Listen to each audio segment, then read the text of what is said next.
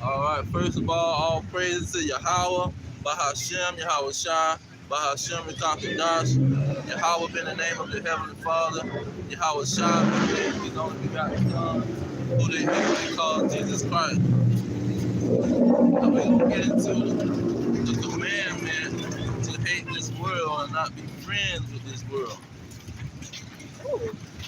And let me get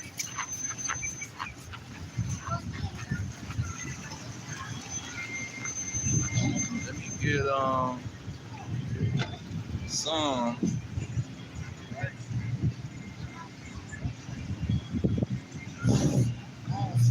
5 and 5 to start off.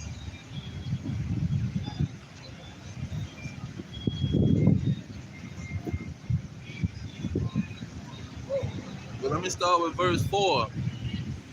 This Psalms 5 and 4, it say, "For thou art not a God that have pleasure in wickedness." Because this is what this world has. See, they love pleasure and wickedness. See, they don't taught these people to be lovers of wickedness. It says, "Neither shall evil dwell with thee." Verse 5. "The foolish shall not stand in thy sight. Thou hatest all workers of iniquity." See, the Lord commanded us not to be around these. It says, "Neither shall evil dwell with thee." See, not to dwell with the wicked. And that brings up chapter 1. Let me jump over to chapter 1. It says, starting at verse 1, "Blessed is the man that walketh not in the counsel of the ungodly, nor standeth in the way of sinners, nor sit in the seat of the scoffer." Okay.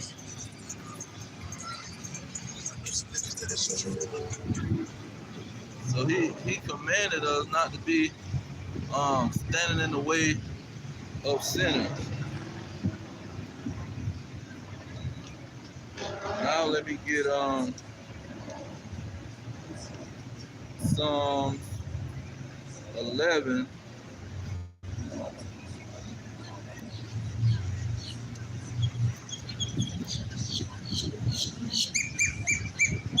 Psalm 7 and 11, I think. Let me jump back over. Yeah, Psalm 7 verse 11. "God judges the righteous, and God is angry with the wicked every day." See, every day he's angry with the wicked. So for you to sit up there and dwell with them and try to be their bosom buddy, see.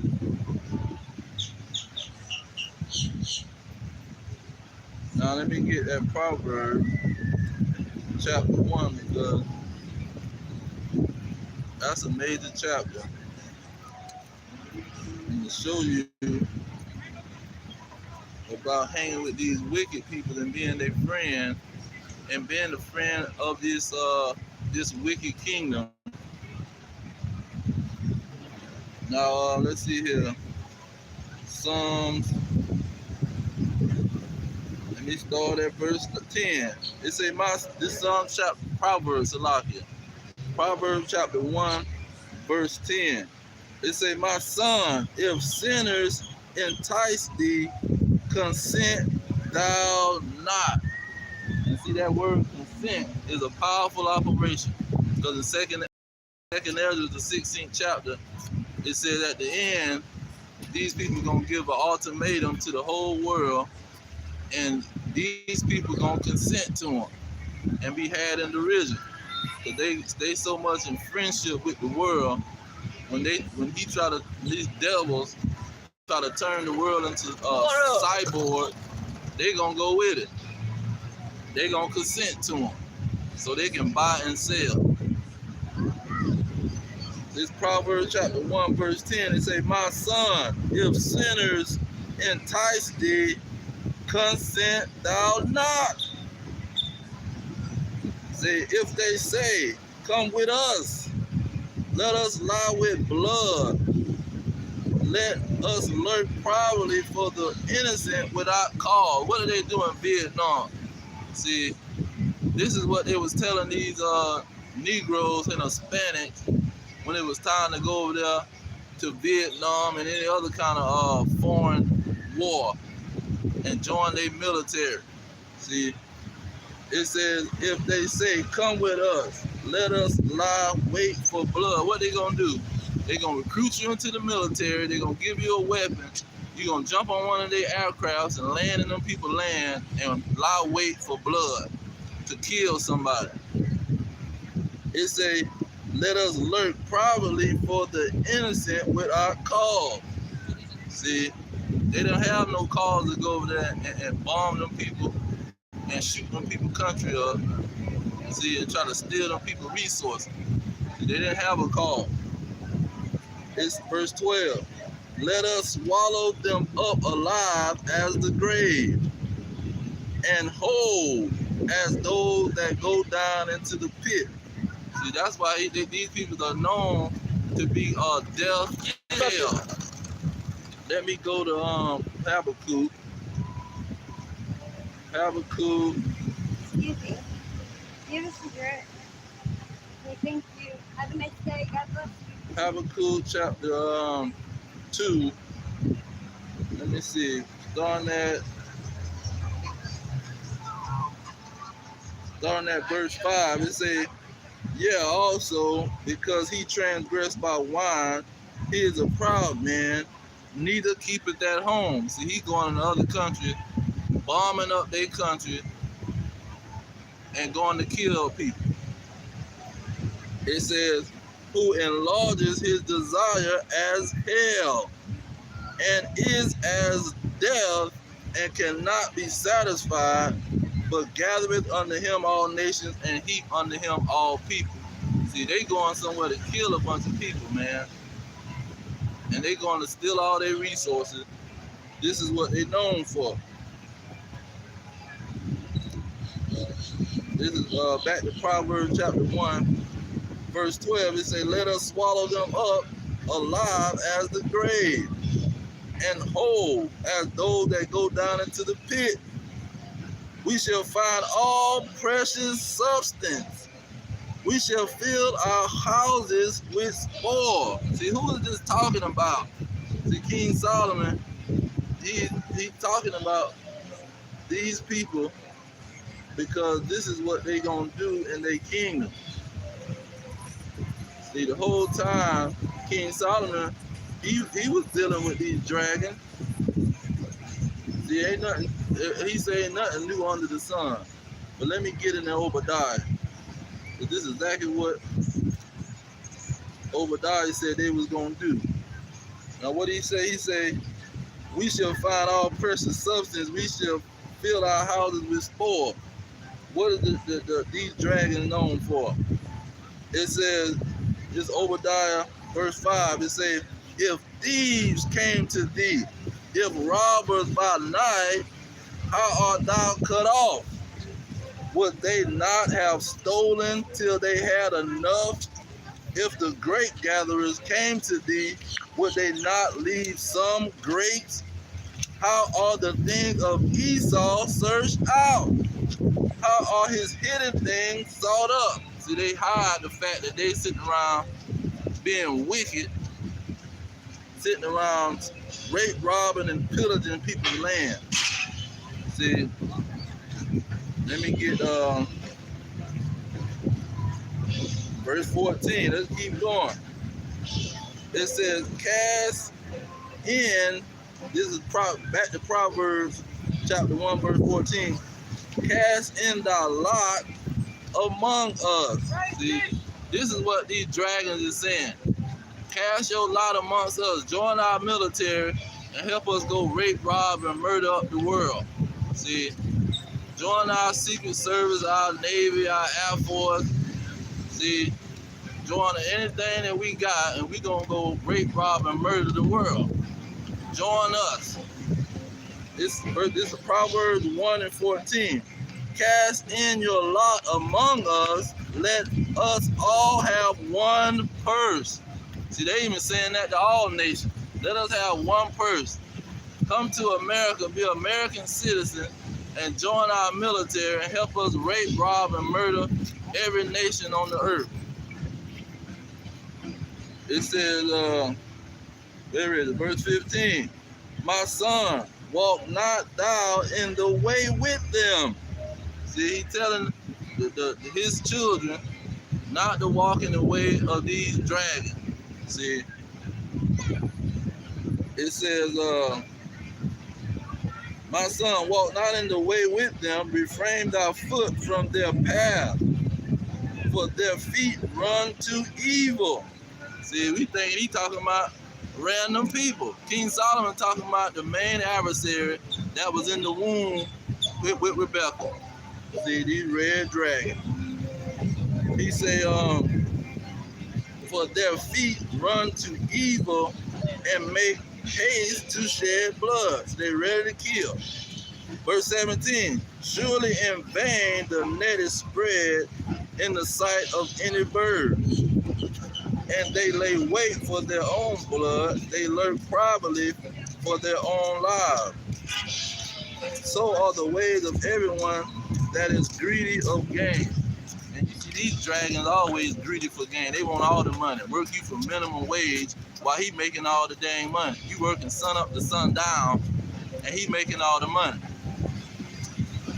It says, so are the ways of everyone that is greedy of gain, which taketh away the life of the owners thereof. See, they ready to kill them, take their land, go slaughter everybody on the land and take it and say, this is ours. We done conquered this land. We put our flag here. See, they gonna put the flag down and say, this is the Edomites' land. We don't care what you got to say, and we probably done killed most of y'all off. Now that takes me to Michael. See, this is why the Lord is commanding us to not be a part of these people. See, not to add your purse in with these red dragons. Not to be friendship or bosom buddies with the devil. See, because these people is finna kill somebody for their land. This is what their whole government is based on. They military. All they do is go overseas and steal these people's stuff. Let me find Micah Salaki. Here we go. Verse 2. Chapter 2. We're going to start at the top.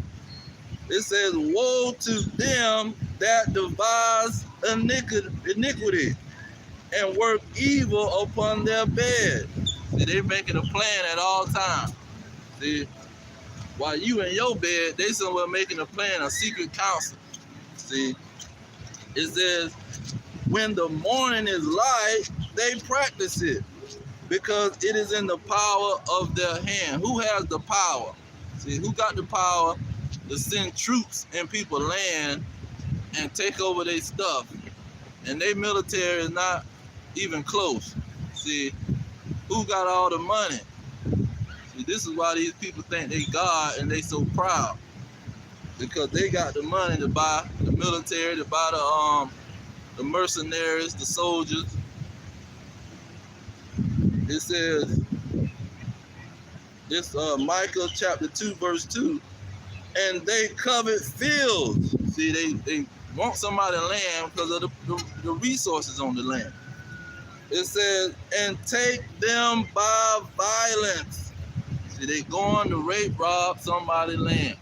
All the people gonna see, they gonna be in their country and they gonna be doing whatever. All they gonna see is a bunch of planes flying over. After they see the planes flying over, they might see some helicopters coming. Then they're gonna see they gonna see the tanks. They're gonna see the boats coming up on their land and in their country with American flag flying, coming to rape, rob, and murder people, innocent people.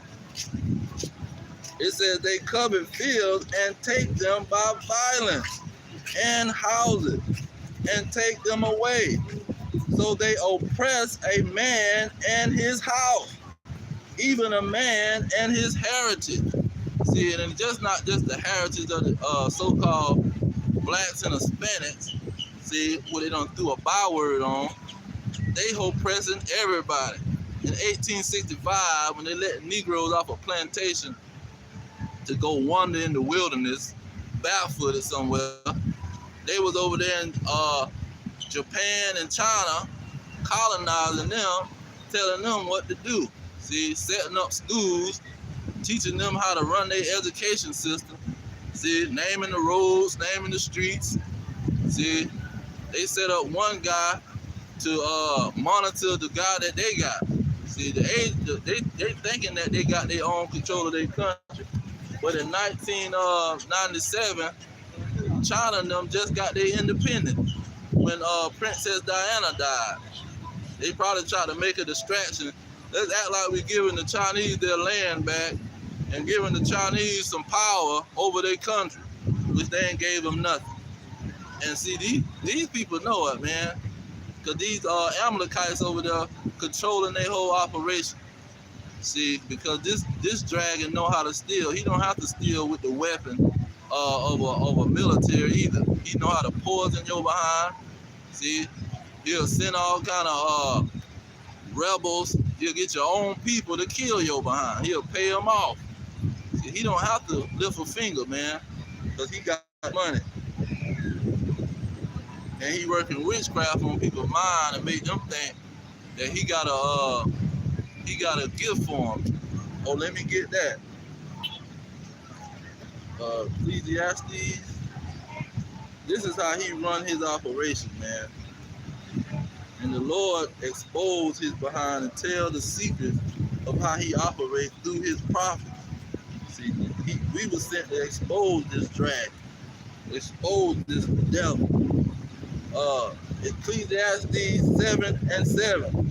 Surely oppression maketh a wise man mad, and a gift destroys the heart.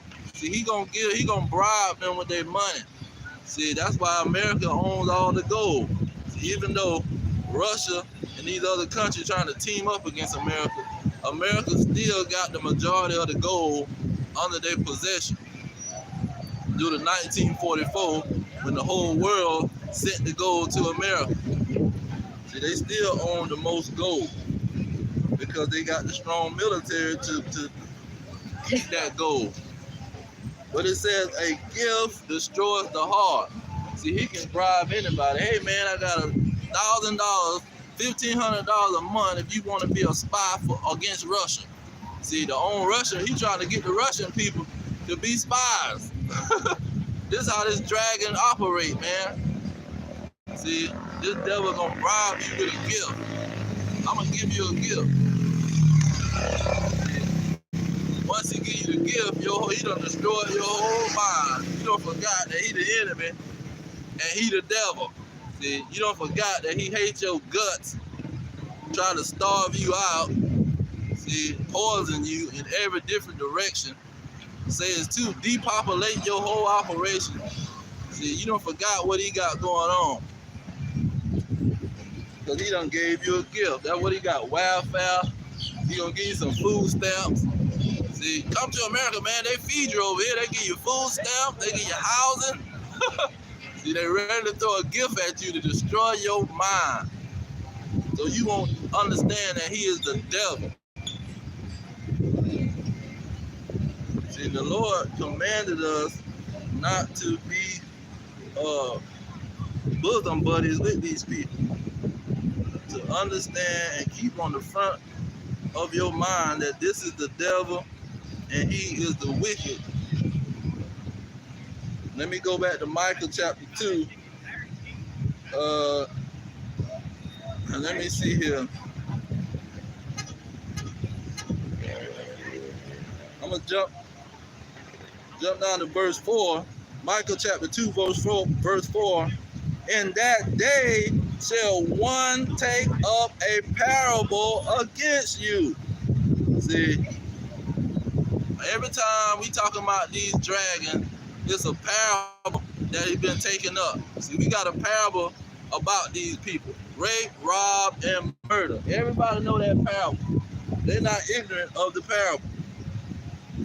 Rape, robbing, and murdering people land. Colonization. Now, it says, in that day shall one take up a parable against you and lament with a doleful lamentation and say, we be utterly spoiled.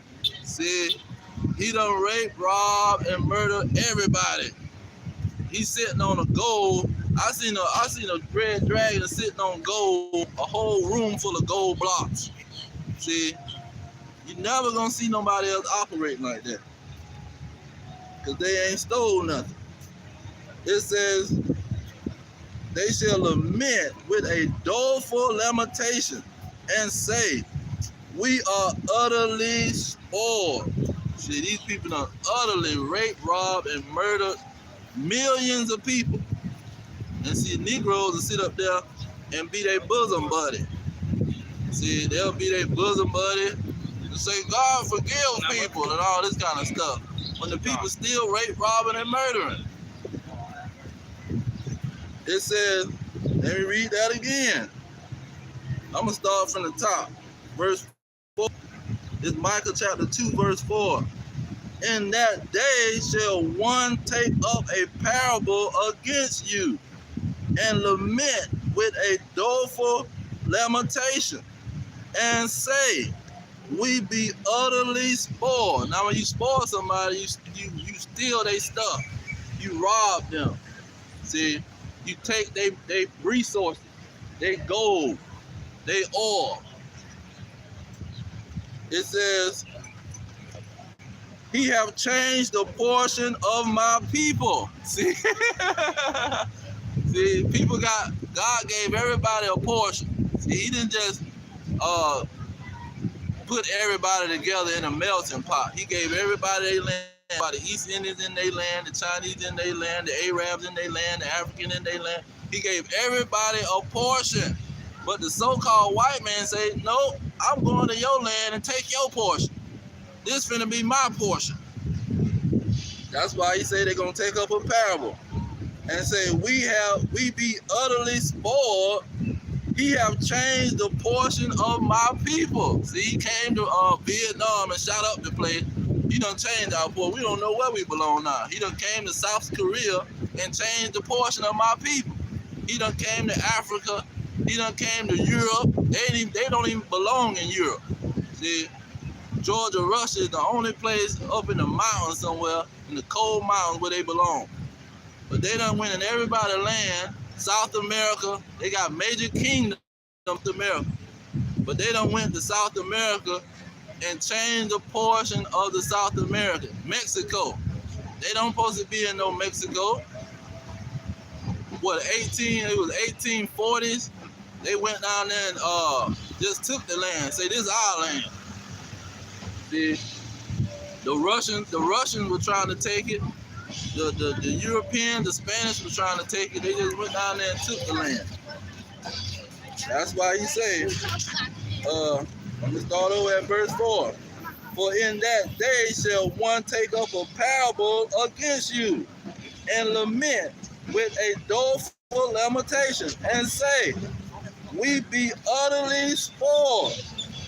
He have changed the portion of my people.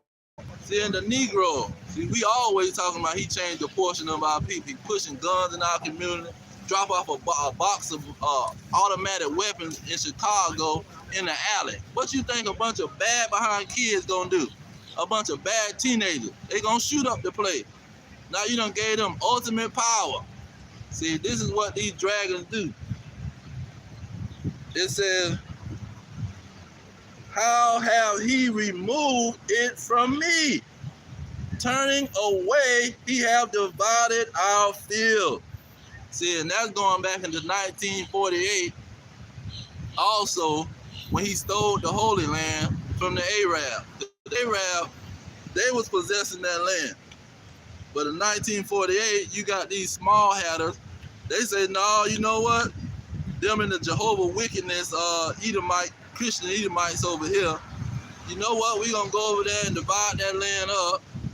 And we're going to take that land for ourselves. Because we got the military and the money. Look at what he say. This is still in verse 4. How have he removed it from me? Turning away, he have divided our field. See, he done took over all these people's land. That's what colonization was all about. Queen Elizabeth. See, they done crowned the what's he got, the King Charles or whatever his name. British dollar used to be the automatic #1 dollar. See, the American dollar just came up in 1944 during World War II. Before that, you had the British dollar, and that British dollar, they was pretty much based off the colonization that the British had went around the world and colonized everybody. He said, how have he removed it from me? Turning away, he have divided our field. See, that's the parable of these dragons. You go to Obadiah, it says the same thing, and it's concerning the Edomites. Now, to let you know, this is talking about the Edomites, the so-called white man, in verse 12. It says, I will surely assemble, O Jacob, all of you. I will surely gather the remnant of Israel. I will put them together as the sheep of Bozrah. See, it names who it's talking about. See, Bozrah was the capital city of the Edomites. See, and this letting you know the Edomites is in Micah. Them the ones rape, robbing, and murdering people, taking their land, and people having a parable. And now, when you go into Isaiah chapter 14, it keeps talking about a parable. And the parable is the same operation. Rape, robbing, and murdering, stealing, being a thief. See, that's what the American military and the British military was doing. Isaiah 14, let me start at verse 6. This Isaiah 14 and 6. He who smote the people in wrath with a continual stroke, he that ruled the nation in anger is persecuted and none hithereth. So this man went around and persecuted the nations in anger. Colonization and American military, rape, robbing, and murder. When you go into verse 4, it talks about this parable. It says, and thou shalt take up this parable against the king of Babylon and say, how have the oppressors ceased? See, who is oppressing the world? See, the so-called white man is oppressing the world. These devils, these red dragons. See, and see, that's why in Habakkuk they call him a proud man, because these people are proud. They don't think they're going to get no payback. They don't believe that God is going to recompense them. Now, I want to touch on that portion on how the Lord gave every nation their own portion in their own land. You just can't run up in people's land and take their resources.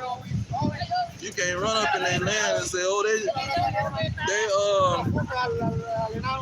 they against us and our nation. They pushing communism or whatever they talk about. Let me see, Deuteronomy 32. Deuteronomy 32, and let me start in verse 8. Deuteronomy 32 and 8, it says, when the Most High divided the nations, see, he divided the nation. He didn't bring them all together. When the Most High divided to the nations their inheritance. Now, what did it, the Michael said, my portion, me and my people. See, it's going to talk about that in verse 9. This portion, he divided the nation and gave them their own portion. It says, this is Deuteronomy 32 and 8.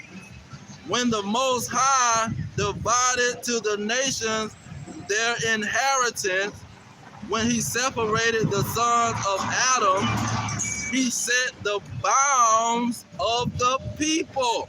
See, he set boundaries to all these nations. You just can't run up in their land talking about you going in there with your military to do anything. It says, when he separated the sons of Adam, he set bounds of the people according to the number of the children of Israel. For the Lord's portion is his people. But see, the portion of these other people, the portion of the East Indians is their land. You just can't run in their land. The portions of the Arabs, Ishmael, that's their land. You can't just run up in their land and say, I'm going to do something. But see, these devils will run up in anybody's land with their military, Afghanistan, Iraq, shoot up 1 million people. They kill 1 million people, babies in the street with blood coming down the head, with the American military randomly just running through the city shooting people. They had one dragon, he running through the city. He done went AWOL or some crap. He's shooting up the whole Afghanistan. Like 80 women, he just shoot random women. You think God gonna let that thing go down and he ain't gonna bring fire and brimstone on this place? He gonna burn these people to death. See, he's not gonna let you just run around the world and kill, rape, rob, and murder people for fun. You is not Scarface. See, I murder for fun, man. See, that's how the so-called devil is operating. Now, let me get back. Deuteronomy 32 and 8. It says, when the Most High divided to the nations their inheritance. See, he gave everybody their own land. And these dragons, through colonization, went around the world and raped, robbed, and murdered. They didn't know that the Israelites' ancestors was going to write the prophecy down. They didn't know God was going to tell the future. Oh, let's get that. Isaiah 45. See, they thinking they're going to get away with it and push their Christianity and talk about, oh, we're going to forgive. God forgives everybody. Yeah, right. He done wrote the punishment down. He done wrote what's going to happen. He done wrote it all down. Isaiah 46 and 10. Declaring the end from the beginning and from ancient times the things that are not yet done. See, what was not yet done? Christopher killing Columbus. Well, his name is, what is his name? His real name is Cologne or some crap. But they didn't think God had already wrote what was going to happen down. Let me go back. Verse 10. This is Isaiah 46 and 10.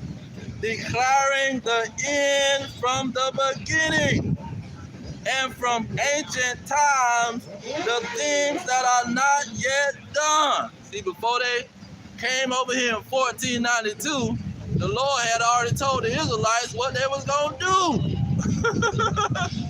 Before they came over here, see, and murdered 77 million Native Americans, see, the Lord had told what they was going to do.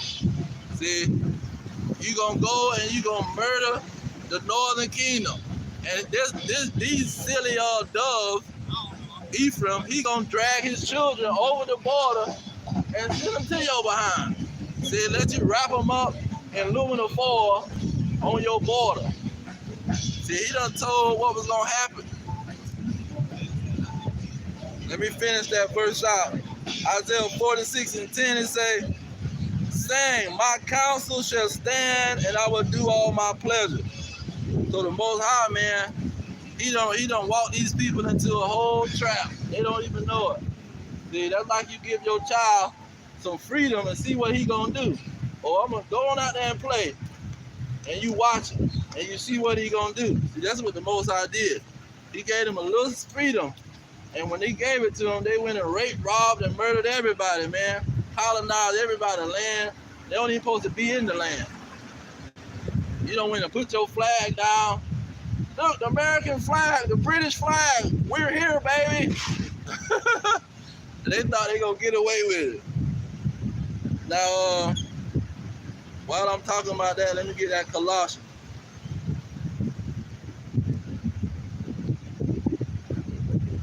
Colossians chapter 3, out of the so-called New Testament.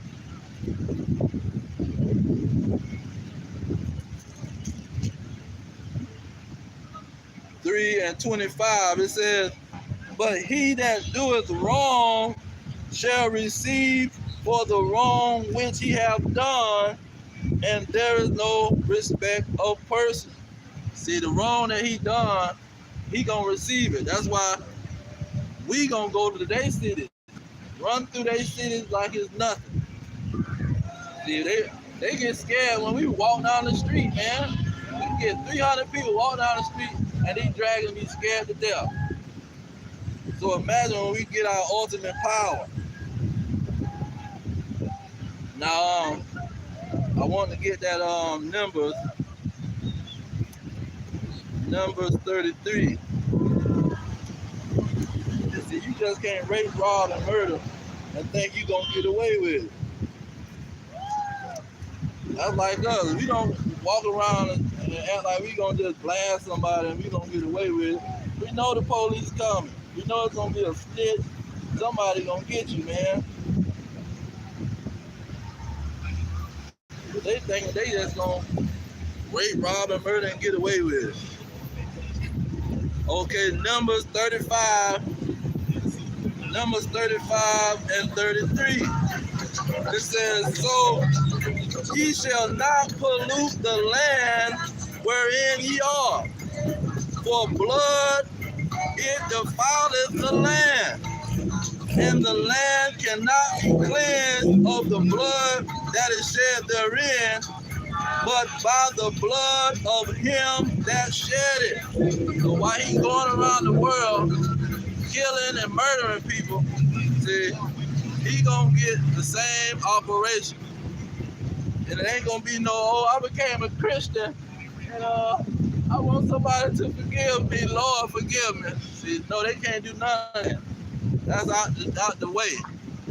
Because he's telling you straight up, there's only one way that you gonna cleanse the land. That's just like you go back in the ancient world, if you was wrestling and fighting and y'all took a baby in the mother's womb, you got to give your life. They're going to hang you on a tree or stone your behind. You ain't going to get on your knees and say, Lord, please forgive me. I didn't mean to do it. See, it's going to be no, I'm sorry. You got to pay with your blood, man. Let me do it again. It says, this is Numbers 35 and 33. So ye shall not pollute the land wherein ye are, for blood it defileth the land, and the land of the blood that is shed therein, but by the blood of him that shed it. Now, why is he talking in this language? Let's go to Ezekiel 35. See, because this is the language that he was going to talk to through Ezekiel about these red dragons. And I'm going to start at verse 2. It says, Son of man, set your face against Mount Seir and prophesy against it. Verse 3, and say unto it, Thus says the Lord God, behold, O Mount Seir, I am against you, and stretch my hand against you, and I will make you most desolate. I mean, I'm going to destroy behind. I'm against you, and I'm going to destroy you.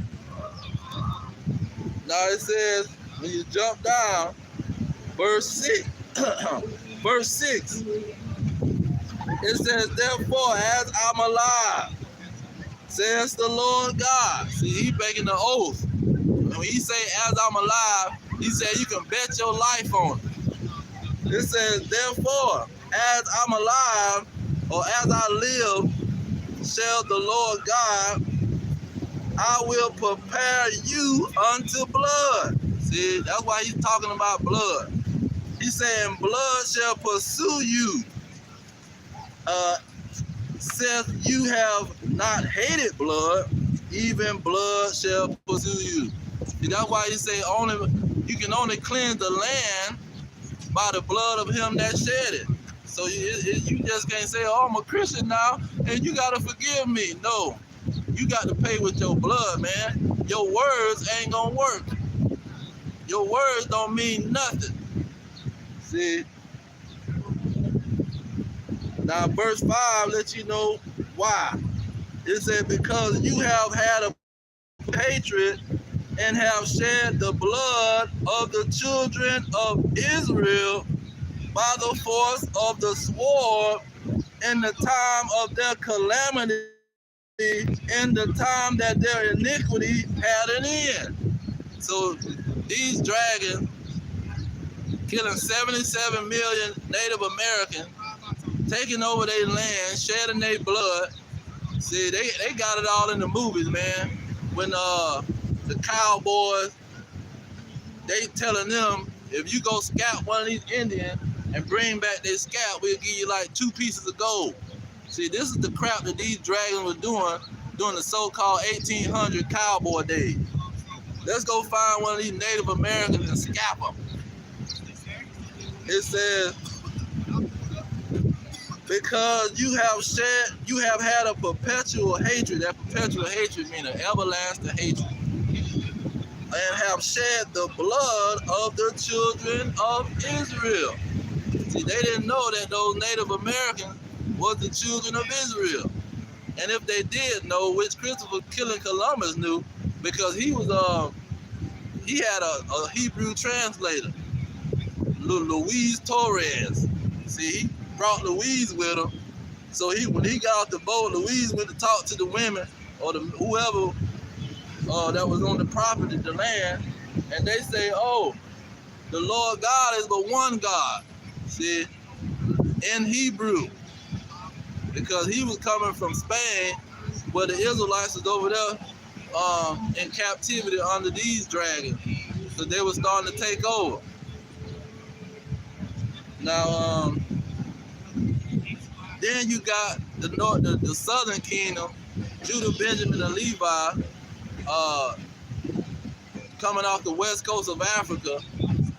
These dragons was killing them at alarming rates. See, they wouldn't last but a year on the plantation because they don't work from sun up to sun down. The women ain't having their menstrual cycle, and they limbs, when they go in the grave, in the casket, they see the people their whole limb, their arm done detached from their freaking their bone done detached from their body. That's how much you don't work for people. See, and the people wouldn't last for the year, 365 days, and they drop dead, working from sun up to sun down, because this slave master want to push out this sugar cane and this cotton at high levels so he can get paid. Hurry up and cut the sugar cane. Hurry up and pick this cotton. See, we got to make this money, man. I want some more money. Y'all hurry up. I don't care if you stay out here all day. See, oh, he dropping dead. He faking. See, chop a limb off. See, these people are wicked, man. Now, let's get into that James. Because James is in the New Testament when he was living around these Roman red dragons, and he knew what the business was. And you probably had some Negroes want to join their military. You had some Negroes like Cornelius that want to join the military and be up under these Roman dragons. James chapter 4. James chapter 4, verse 4. It says, ye adulterers and adulteress, adulterers and adulteress, know ye not that friendship of the world is enmity with God? Whosoever therefore will be a friend of the world is an enemy of God. See, he said, if you're going to be a friend to these Roman occupying, colonizing red dragons, these devils, you're going to be a friend to them, you're an enemy to me. See, that's in the New Testament. That's not no Old Testament. Israelites against everybody in the mind of a so-called dragon or a Christian. See, because this is what they going to think. Oh, that's in the Old Testament. In New Testament, he thought to love everybody. You a lie. See, in the New Testament, he said, if you're a friend to the so-called white man to speak in language, if you're a friend to the white man, you're an enemy to me. Clear. Let me read it again. James 4 and 4. Ye adulterers and adulteresses. See, because he gonna say that because the Romans had people doing all kind of sexual perversion because Esau is a fornicator. It says, ye not that friendship with the world. And what world he talking about? He talking about the Roman world, the Edomite, the so-called white man world. He's not talking about the whole globe. And if he was, he talking about everybody that's not an Israelite. It says that friendship of the world is enmity with God. Whosoever therefore will be a friend of the world is an enemy of God. See, if you're a friend of the so-called white man's government and his whole system, just like Revelation 13, it's going to boil down to it. See, he's going to want to turn you into a cyborg just to buy a loaf of bread and a gallon of milk. But if you a friend to him, see, you ain't understanding God's operation. See, he said if you a friend of the world, you his enemy. You don't even look his way because you his enemy, because you love the so-called white government that's running the whole world and rape, robbing, and murdering people. You in love with a murderer. See, you want to be friends with a murderer. Now, when you go into, let's see here. Look at verse 7. This lets you know, because see, these people want to talk about some fallen angel so they can hide themselves. See, once the fallen angel is out the picture, all you got is the government and the military, man. You ain't got nothing else. That's the only power. It says, verse 7, it says unto, therefore to God, resist the devil and he will flee from you. See, you resist these dragons' friendship. See, you don't need, what you being a friend to them? You got to work on their plantation. And they're going to work you from sun up to sundown for minimum wage. See, you got people in Georgia, not just Georgia, Mississippi too. See, Georgia, they paying you $5 an hour. What you going to do with $5 an hour, man? They paying in Florida $8 an hour. What are you going to call us? You working a whole hour for $8, man. That's rape, bro. That's robbery right there. Then they make you wait 2 weeks before you get your money. See, the scriptures say you supposed to pay a man every day. As soon as he works for you, you supposed to pay him his money. They say, no, We gonna pay you every 2 weeks, man. See, and we gonna pay you the minimum. We ain't gonna pay you the maximum. We gonna pay you the minimum. See, that's a devil for you. And he acting like he giving you a deal. I got a job for you, man. Yeah, you got a job, all right. See, you got a way to rob my behind of my time, because time is money. $8 an hour. What are these people talking about? Now he say resist the devil and he will flee from you. See, once he see that you know he your enemy, see, he's not gonna try to come be your friend. See, but you want to be a simpleton and kiss up under everybody, even your enemy. Now they talking about keep your enemies close, and your some statement they talking about. You don't supposed to keep no enemy close, man. Now let me get into let me get into First John. The First John said the same thing James said. Now James was the brother of Yahushua. Now John, he was the bosom buddy. Now look what he said in First John 1, chapter 2 and 15. Love not the world, neither the things that are in the world. If any man love the world, the love of the Father is not in him. Now, what world is he talking about? The world that's ran by the so-called white man. See, ain't no other country running the world, man. These people are working for the devil. That's why they over here in America with an Arab gas station, because you got permission by the white man. You over here with an East Indian gas station, because you got permission from the white man. You over here with an African Hamite gas station, because you got permission from the white man. You is not running nothing. They don't. British colonies. See, it was British colonies in every country. Whether Gandhi was an East Indian, but he was protesting against the British. No, that was another so-called white man that he protested in his own land. He protested. Same thing with the African, same thing with the Arab. They all protest because he running the world. It says, this First John, the 2nd chapter, verse 15. Love not the world, neither the things that are in the world. Now John, he was an Israelite dealing with the Romans. See, and the Israelites was not white people. See, he was a black Israelite dealing with the Roman white man. See, you got the whites and you got the black. Way 2,000 years ago. See, but they think it's something done changed because it's the year 2023.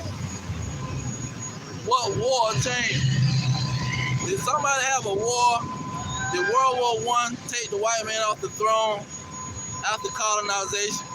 Did World War II take the so-called white man off the throne after colonization? Did Vietnam, did the Korean War? What war took them off the throne? You can't name a war that's throne. They still on the throne, man. Yeah, I see if you had a war that they lost, and then they say, okay, well, they lost the war, now the Arabs run the world. That's a lie. The Arabs will never run the world, and they'll never be Esau, because people try to throw that out there. Oh, the Arab, Esau is not the white man, Esau is the Arab. So that's you an Arab lie. See, them people ain't got no power. They over there complaining and begging the white man to give them a break. See, they over there rushing to start develop their nuclear weapon. They over there begging Russia. Russia, help us, Russia. The American whites, they gonna try to get us. Please, Russia, help us. They begging another group of white men. See, they don't got no power. See, everybody's begging and cowering to these people. Now, when you go into, you got John saying don't love the world. You got James saying if you love the world, we even want to be a friend to the world, you're an enemy of God. And you got to know when he say world, what he talking about. He talking about a governmental system. He's not talking about random people. He's talking about the government. The Romans had a government. Now let me prove that. Because I done cursed these people out times 10. Romans 13. See, verse 1, it said, let every soul be subject unto the higher power. For there is no power but of God. The powers that be are ordained of God. Okay, this powers is talking about worlds. He's talking about the government. Now, watch what this in Ephesians 6 and 12. It's going to add the powers with the world and with the rulers. It's going to add it all up together. So when he say world, you're talking about government. You're not talking about just people on the globe. No, it's talking about a government.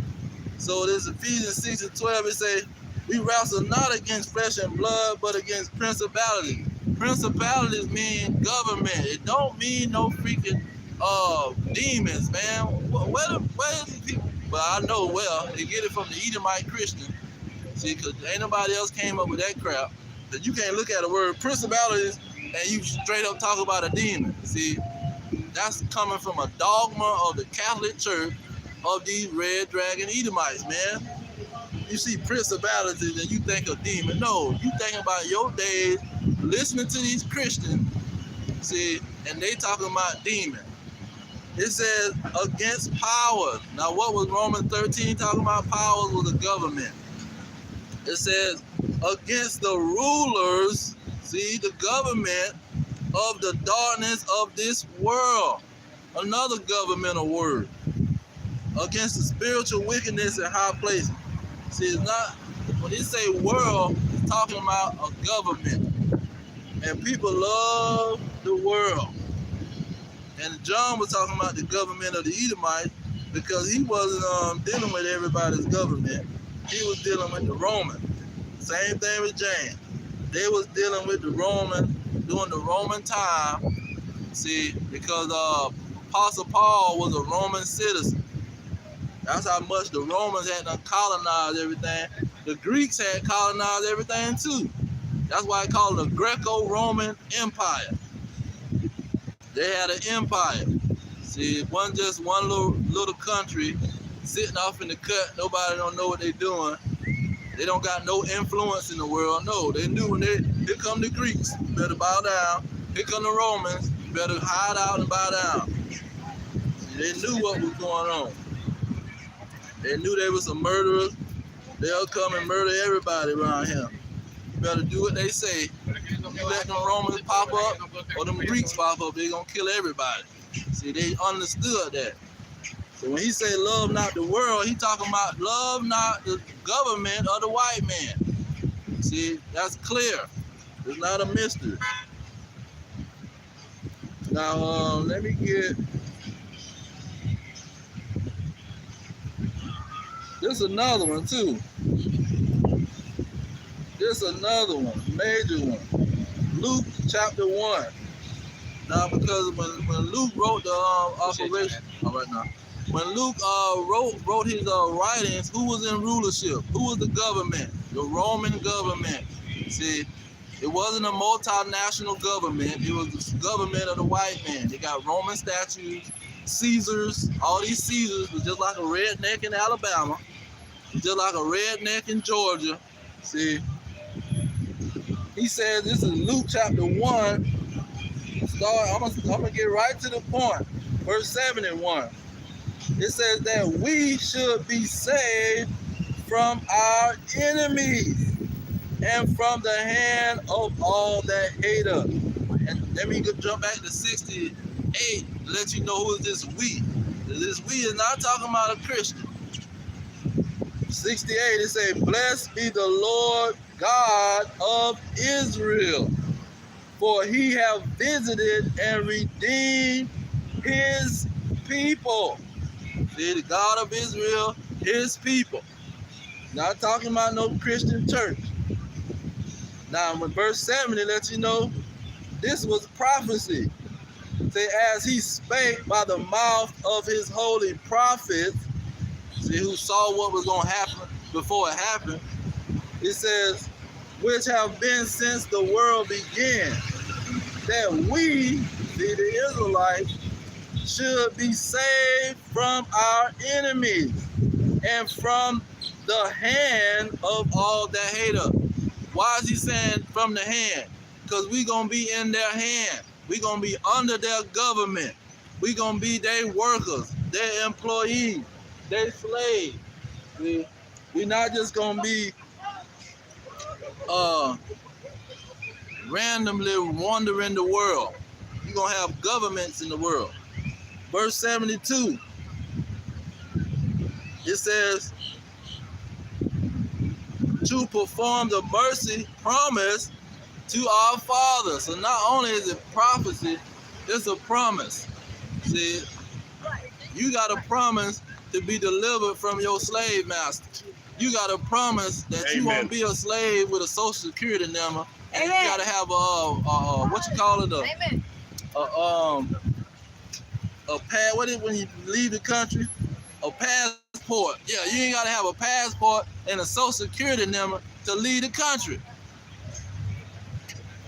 Verse 74, he says that he will grant us, or unto us, that we being delivered out of the hand of our enemies might serve him without fear. Because if you around these dragons, you going to be in fear. See, because they going to push wickedness on you and then punish over. Then you going to get punished for the wickedness. Let me pull that out. See, they know how to get you. And the problem is the Lord operating and he in control of everything. But see, a simple-minded Negro and a Hispanic, they'll sit up there and be wanting to be their main goal is they want to be friends with the so-called devil, man. So you can't just talk about the Lord and you got to obey the Lord so he won't punish your behind. You got to talk about the enemy. Because they so in love with the enemy, it's ridiculous. So that's why we have to talk about the enemy. Not only that, the Lord commanded us to prophesy against these dragons. But that's how their kingdom gonna fall. But I want to get let's see here.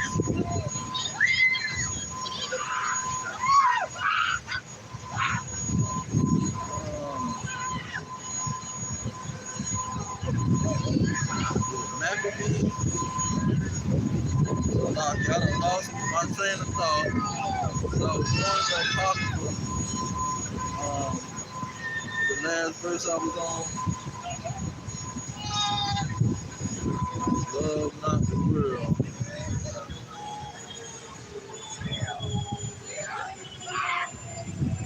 Well, since I'm talking about these Romans and Greeks, let me go ahead and get that of Maccabees. Now, Jehovah's Witness, they quote First Maccabees 5 and 3 because they know this exposed the Romans and the Greeks and the so-called white man for being the devil. See, for being Esau Edom. So when you go into First Maccabees 5, starting at verse 3, it says, then Judas, see, Judas was an Israelite fighting for his people. Then Judas fought against the children of Esau.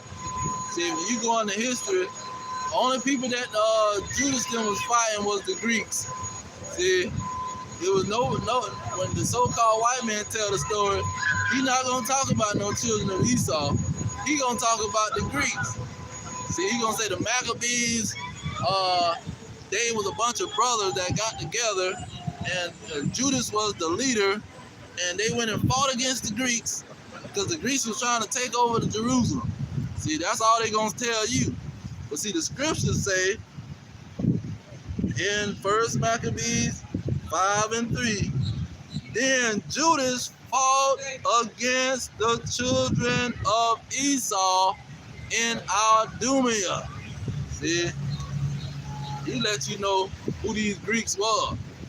And so this is why the Jehovah Wickedness try to pinpoint the verse and say in this war is when the Edomites almost died off or some mess.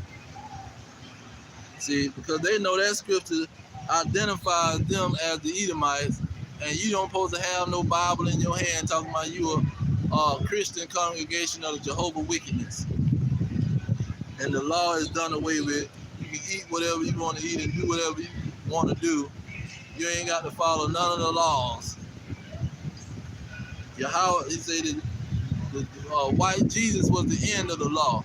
Yeah, he was the end of the law for wicked individuals that want to hate the word, despise the word. Now, that thought still ain't popped back up.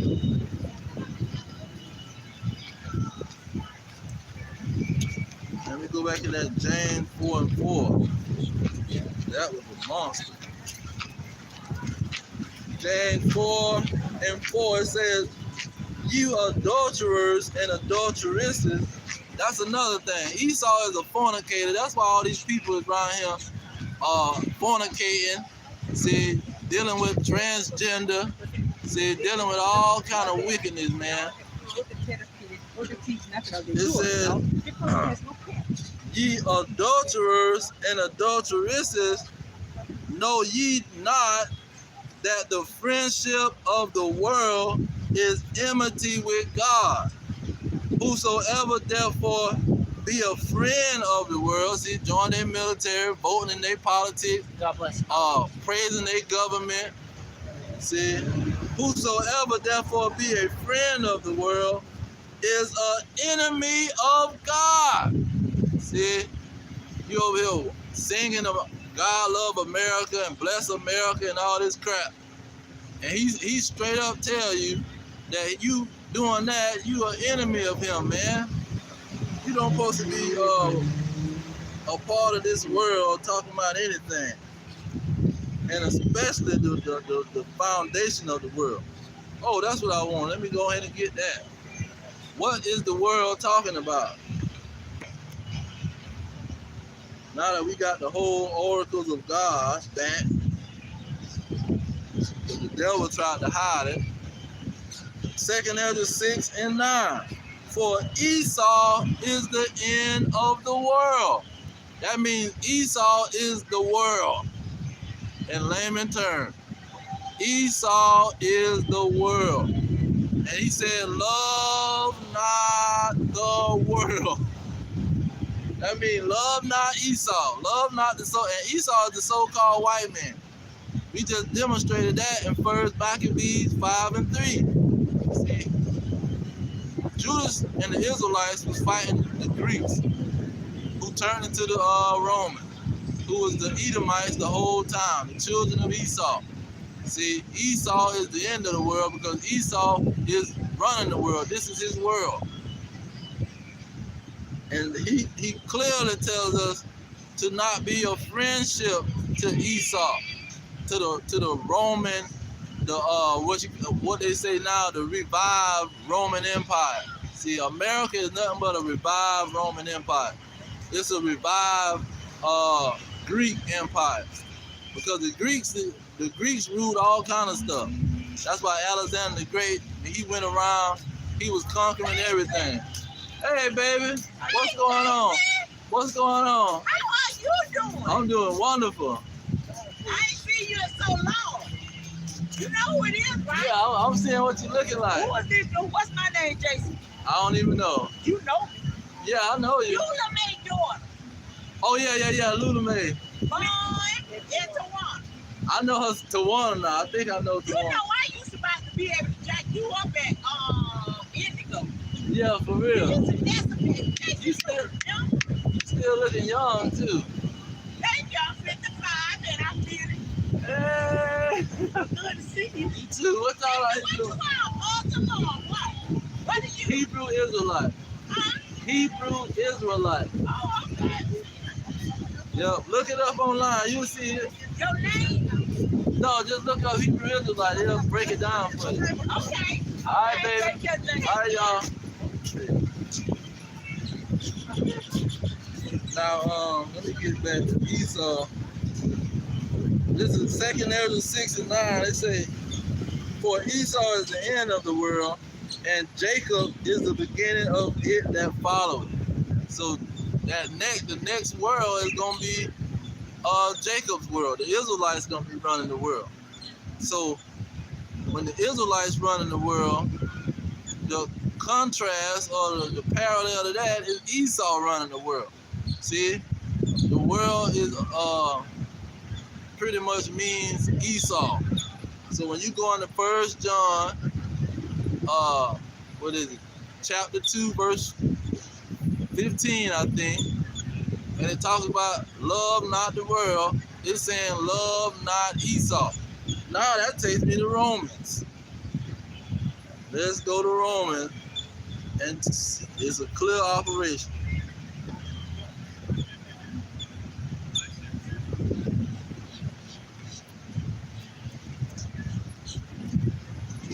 And see, the reason that these Christians can't do nothing with us, because we was Christians. We know the whole operation. See, when you've been a Christian, there ain't nothing a Christian can tell you. See, I done been a Christian. I know that all the lies that you come with, I already know what you finna say. I've been that for years. Romans 9 and 13, it says, as it is written, Jacob have I loved, but Esau have I hated. See? So this the world. Anytime you see world in the Bible, it's talking about the Edomites, the world of the Edomites. Because Jacob haven't took over yet. See, the 144,000 Israelites have not took over. We still in the reign of the Romans, the Greeks, and the so-called white man. See, and like the Jehovah's Witnesses say, Anglo-American power. You can call them Anglo-Saxon because what angel mean messenger, and then Saxon is the sons of Isaac. They're a son of Isaac. See, Isaac had two sons, Jacob and Esau. See, and they the messenger of wickedness. See, that's the message that they bring. They the message of wickedness, and Jacob is gonna be the message of righteousness. See, that's why Paul broke it down with these two sons. After he let you know that all the people of the world are not children of God, man. And not even Abraham's children are children of God. Only Isaac, only Jacob. Let me read that again. Romans 9 and 13, it say, as it is written, Jacob have I loved, but Esau have I hated. See? And let's go into this these so-called Edomites, talking about they gonna get forgiveness because they're Christian. See, we are Christian, and we gonna get forgiveness because we believe in Jesus Christ. See, we believe in a whole lie of Jesus Christ, and he gonna give us grace and mercy and forgiveness for what our forefathers did when they raped, robbed, and murdered the world. See, this is the doctrine of the so-called white people. Let's see what God got to say about this. Oh, okay, let me see him.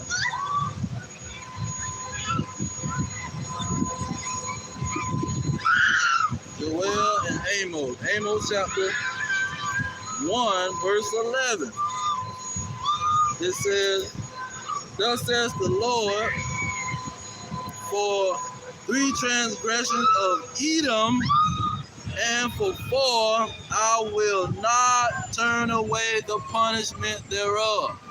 See, he's not going to turn away the punishment thereof.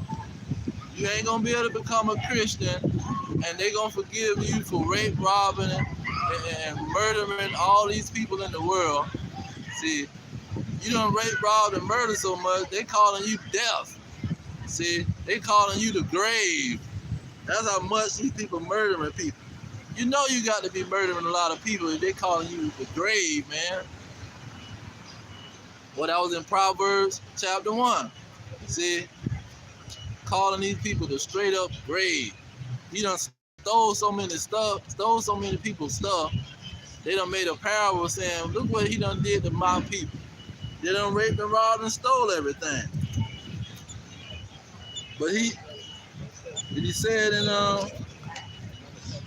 no, he only said in verse 11. Amos 1 and 11. Thus says the Lord, for 3 transgressions of Edom and for 4, I will not turn away the punishment thereof, because he did pursue his brother with the sword, and did cast off all pity, and his anger did tear perpetually, and he kept his wrath forever. But I will send fire upon Teman. Teman is another child of Esau, which shall devour the palaces of Bosra. So he gonna send fire on their behind. They can't become a Christian or Jehovah wickedness and think they gonna get away with all the rape, robbing, and murdering. He said, I will not turn away the punishment thereof. Now Lamentation. Let's get Lamentation. Because Jeremiah, he wrote Lamentation. And he break it down some more on how these people is not gonna get no forgiveness because they became a Christian and start quoting some freaking I believe in Jesus because he died for my sins gospel crap. So that's all they coming with. Oh, the gospel is Jesus died and was resurrected and I believe in him. You ain't getting no forgiveness, man. Lamentations 4 and 21, it says, rejoice and be glad, O daughter of Edom. So this letting you know who he talking to. He talking to the red dragon Edomites, who is the Greeks and the Romans and the so-called white man, according to the scriptures. See, that dwell in the land of Uz. They were the people that Job was dwelling in their land. See, they were torturing Job. Verse, going on along with that verse, it say, the cup also shall pass through unto thee. Thou shalt be drunken and shall make thyself naked. See, that's what happened. When you go into Psalm 64, it say their own tongue is gonna fall upon them because they gonna tell them themselves. Like I got on my page on one of my shorts. The white lady said, I don't care about your religion. Said, don't come to me with no Bible verses, quoting some Bible verses talking about your religion. Say, I'm not a Christian and I don't care about your religion. I don't care. See, that's the heart of an Edomite. But it says, verse 22, Lamentation 4 and 22, it says, the punishment of your iniquity is accomplished, O daughter of Zion. He will no more carry you away into captivity. So the Edomites are no more going to carry us away into captivity. See, the blacks, Hispanics, and Native Americans is going to be free, totally free in their own land, without the so-called white man terrorizing their behind. But look at what he finished to say. He said, he will visit your iniquity. See, now they're going to have to pay for the rape, robbing, and murdering. He will visit your iniquity, O daughter of Edom. See, that daughter of Edom means the children of Edom, the children of Esau, the children of the so-called white man, the children of the colonizers, the children of these murderers and these thieves. It says, O daughter of Edom, he will discover your sin. See, he never discovered their sin. What time in history that he discovered the sins of the so-called white man? It ain't never happened. See, and this Armageddon, that they making it seem like it's just gonna be a war between the angels in heaven and the angels on earth. That's a lie. See, there's not gonna be no angelic war in no Armageddon. And the militaries of the world, that's just a side dish. See, that ain't no major operation. The main war is between Satan, the fallen angel Satan, and all of his demons. See, that's why they run to that Ephesians 6 and 12. See, it ain't about the governments. It's about the fallen angel. See, that's why misinterpreting that Ephesians 6 and 12 is major. That is talking about governments, not no freaking angels, man. Because you going along with the Christian narrative. It's not about people. It's about the spirits. No, God control all spirits. Oh, let me get that. Wisdom of Solomon. He controls everybody and every spirit moving on the land. Wisdom of Solomon. Wisdom of Solomon, chapter 12. It says, in verse 1, it says, for your incorruptible spirit is in all things. See, the Lord's incorruptible spirit is in ESAU. His incorruptible spirit is in every spirit, every angel, Yahweh. His incorruptible spirit is in everybody, man. What makes people think that the Lord don't got no power, man? They don't even understand the power that he got. But they gonna think automatically that it's some angel that's gonna rebel and fight against God and his army. See, then God gonna get mad with him and say, okay, the fight is over, and you go down there on earth and you stay down there until I come down there and fight with you again. When I send Yahweh down there and fight with you again, you go down there. You go down there and harass them humans until I get Yahweh to come and fight against you in the war between the good angels and the bad angels. It's a lie, man. His spirit is in all things, even the angels. Now let me get but I'll get the angel verse first. Psalms 103, starting at verse 20. It says, bless the Lord, Yahweh B'Shem Yahushua, ye his angels that exceed in strength, that do his commandments. See, the angels are doing the Lord's commandments. They're not sitting around rebelling against the Lord. Now, it's a gray area where the angels could, and this is just me saying this due to trying not to be so proud about the situation. The angels could be doing something that the Lord don't know about, and you might have to alert him and say, Lord, they're trying to get me. See, that's a might, but that's not provable.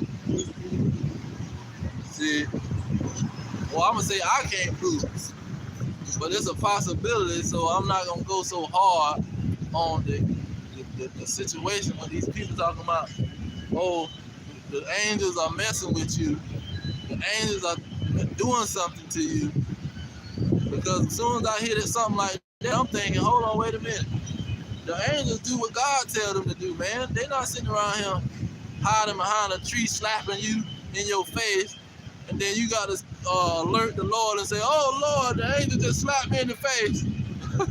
This evil spirit just slapped me in the face. This spirit of vengeance, he got out of control, and he slapped me in the face, and I got to need your help, Lord. See, your guardian angel, see, that's guarding over you, he don't know what the other angel doing.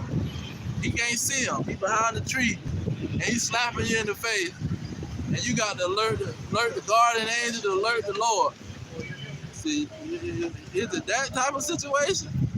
Because he said his spirit is in all things. Now, when you go into spirits, because people, it's a story in the New Testament where you had the spirit, the man, he was trying to cast out spirit.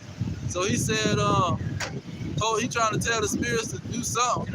And the spirits say, man, we don't know you. We know Paul and whoever this other person, but we don't know who the heck you is. So the spirits know what the heck going on. But let me get Ezekiel 18. Back up at the Lord is in all situations.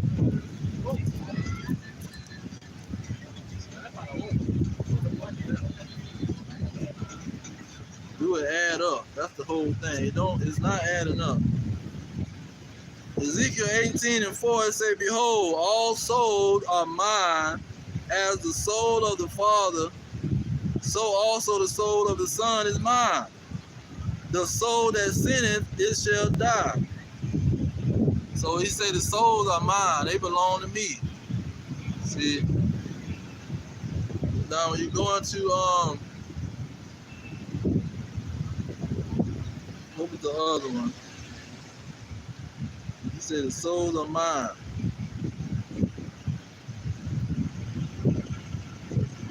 I'm not gonna go into this angel situation too much, but this is what the Esau, this is how he hide. They'll sit up there and hide behind this angel mess. And that's not the world that we fighting against. We're not fighting the world of angels. See, we fighting the world of the Edomites. That's the world we fight. That's the world we against. And the same language is in Ezekiel 35. He said, I'm against you. And Jeremiah, let me get that real quick.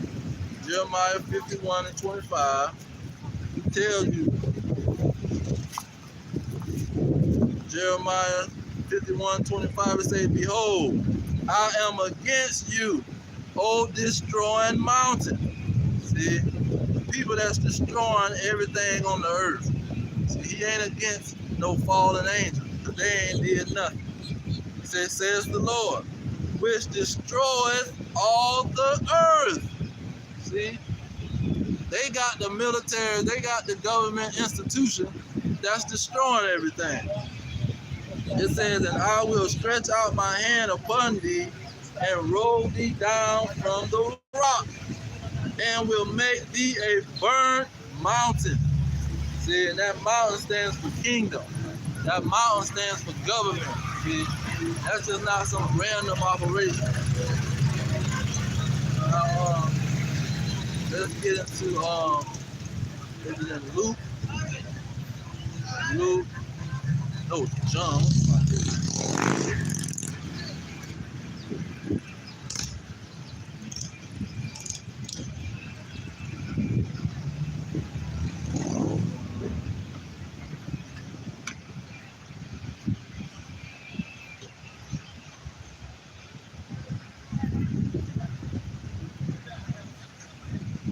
But anyway, that burnt mountain is talking about a kingdom.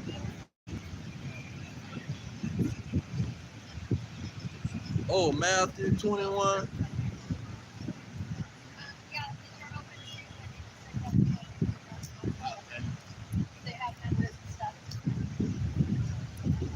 I want to get into that Matthew, but let me go on to Hebrews. That's what's on your ticket.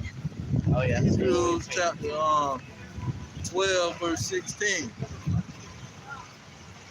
It says,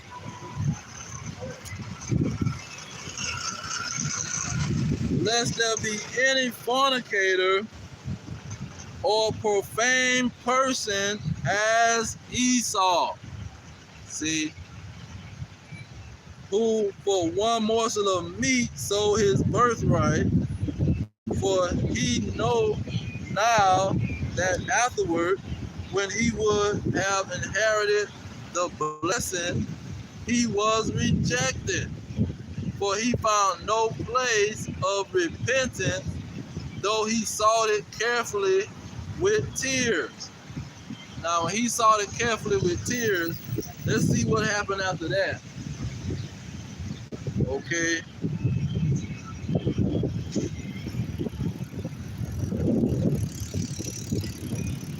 What happened after Esau the carefully with tears? Genesis 27.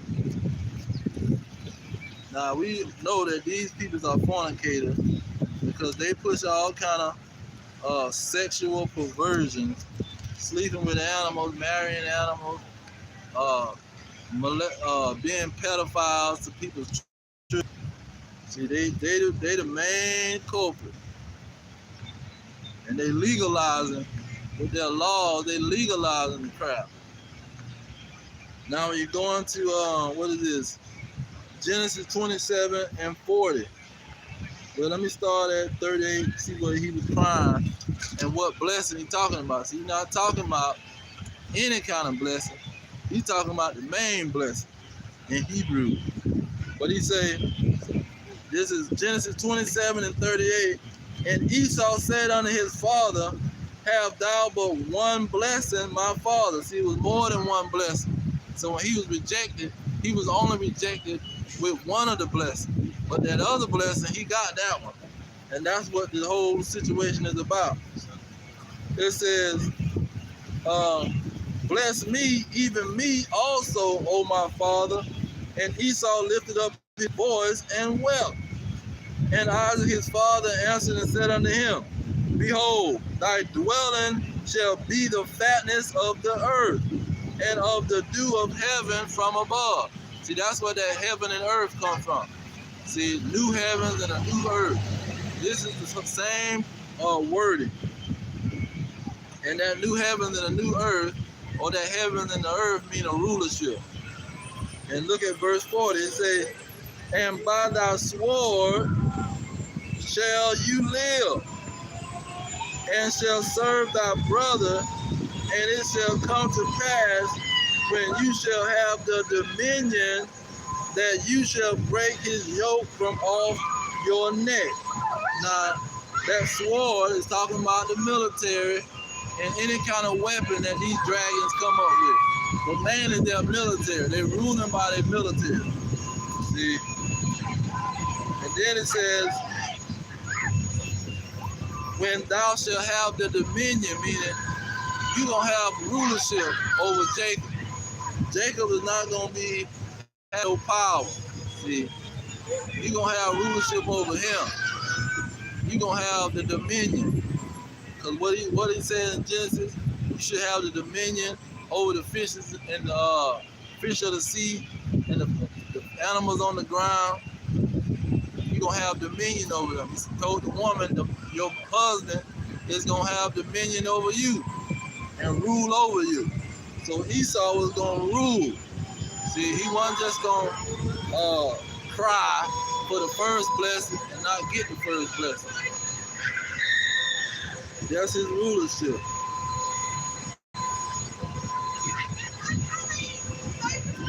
While I'm over here, let me get Exodus 17. Exodus 17. Because the Lord swore that he would be against these Edomites. And not just against them, he would even war against them. It says, I'm going to get straight to the point. This Exodus 17 and 16. He says, for he said, because the Lord sworn that the Lord will have war with Amalek from generation to generation. See, that generation stands forever. See, that generation is not talking about just a family or something like that. It's talking about forever, man. He swore to have a war with the Edomites. See, and he ain't gonna be their friend, and you shouldn't be their friend either. He won with Esau, and you over here trying to be his friend. What that look like? Let me go back to 1 John, because I didn't finish that whole verse. 1 John chapter 2. Because it's a reason why these people want to suck up to the so-called white man and bosom buddy. See, this is a major reason why. First John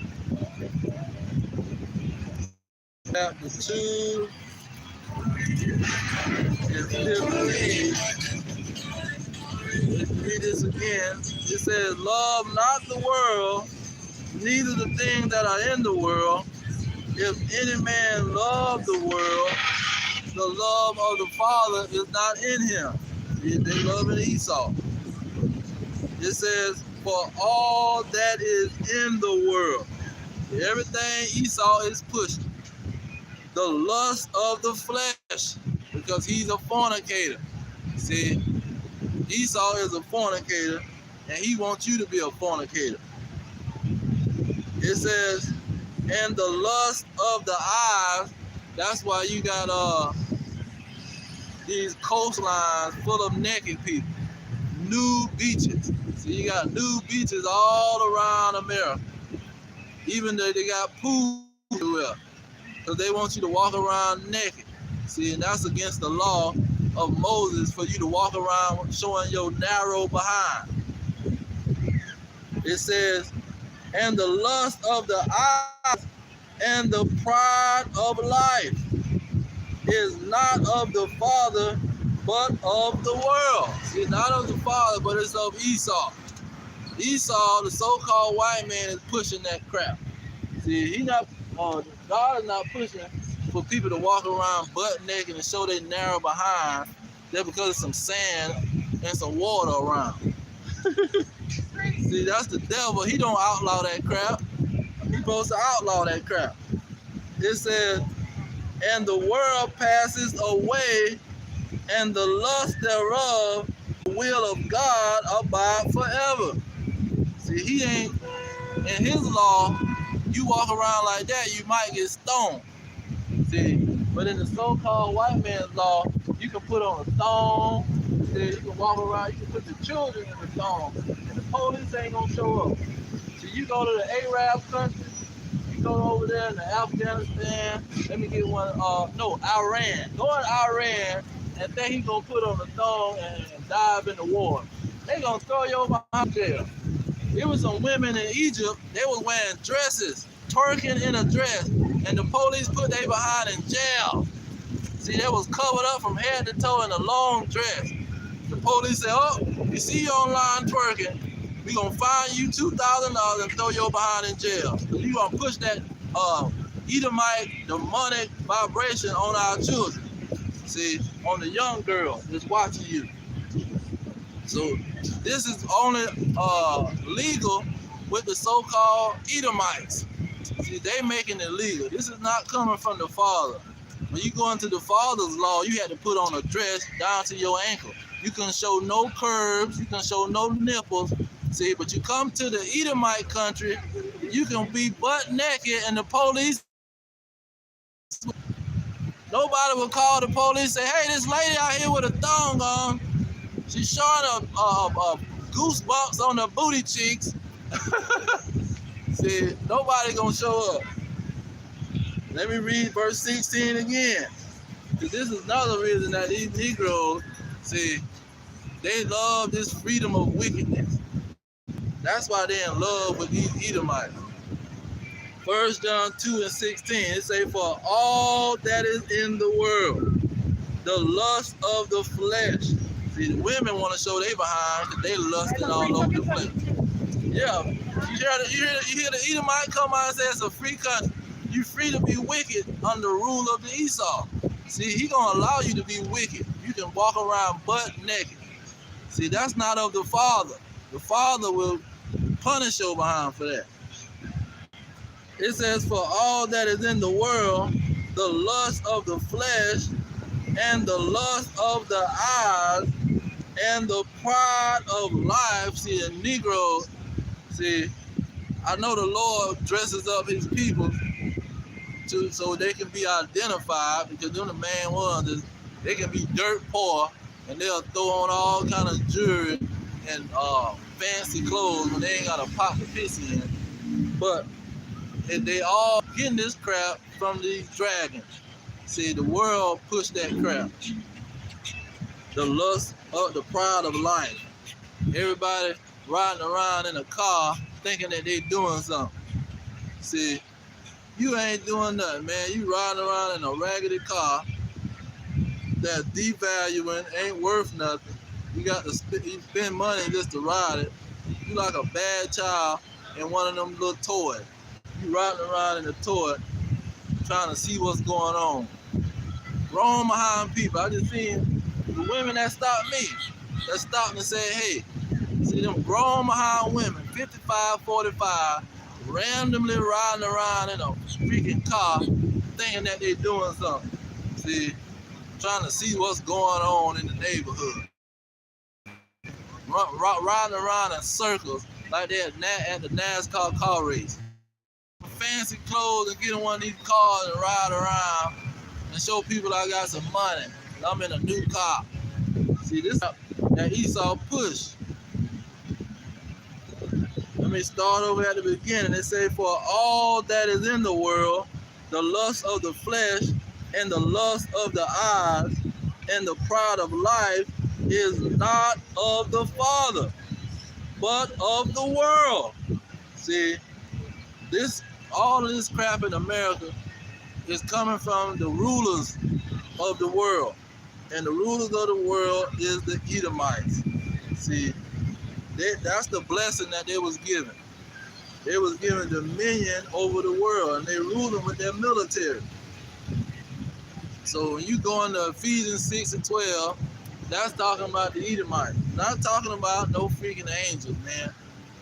The angels got nothing to do with it. God's spirit is in everything.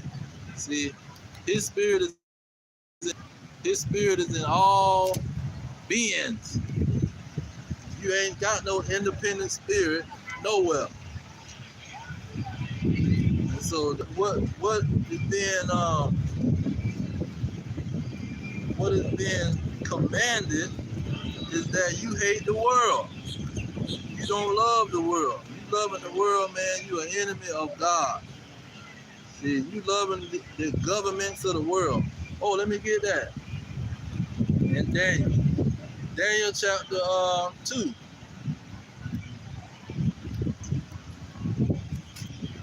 Daniel chapter 2, starting at verse 44, it says, and in the days of these kings, see, the world, shall the God of heaven set up a kingdom. See, how is He going to set up a kingdom while these people is ruling? Which shall never be destroyed, and the kingdom shall not be left to other people, but it shall break in pieces and consume all these kingdoms. See, He gonna break in pieces the so-called white man. He gonna break in pieces their military. Why are you in love with their stuff? It says, and it shall stand forever. And I got one more. Revelations 11. 11 and 15, he said, and the seventh angel sounded, and there were great voices in heaven saying, the kingdoms of this world. See, the so-called white man that allow these people to walk around naked. It says, and the kingdoms of the world are become the kingdoms of our Lord and His Christ, and He shall reign forever and ever. And how is that going to happen? He's going to destroy their behind. He is not their friend. And if you wants to be a friend to him, he's going to destroy your behind right along with him. Let me go ahead and get that. Isaiah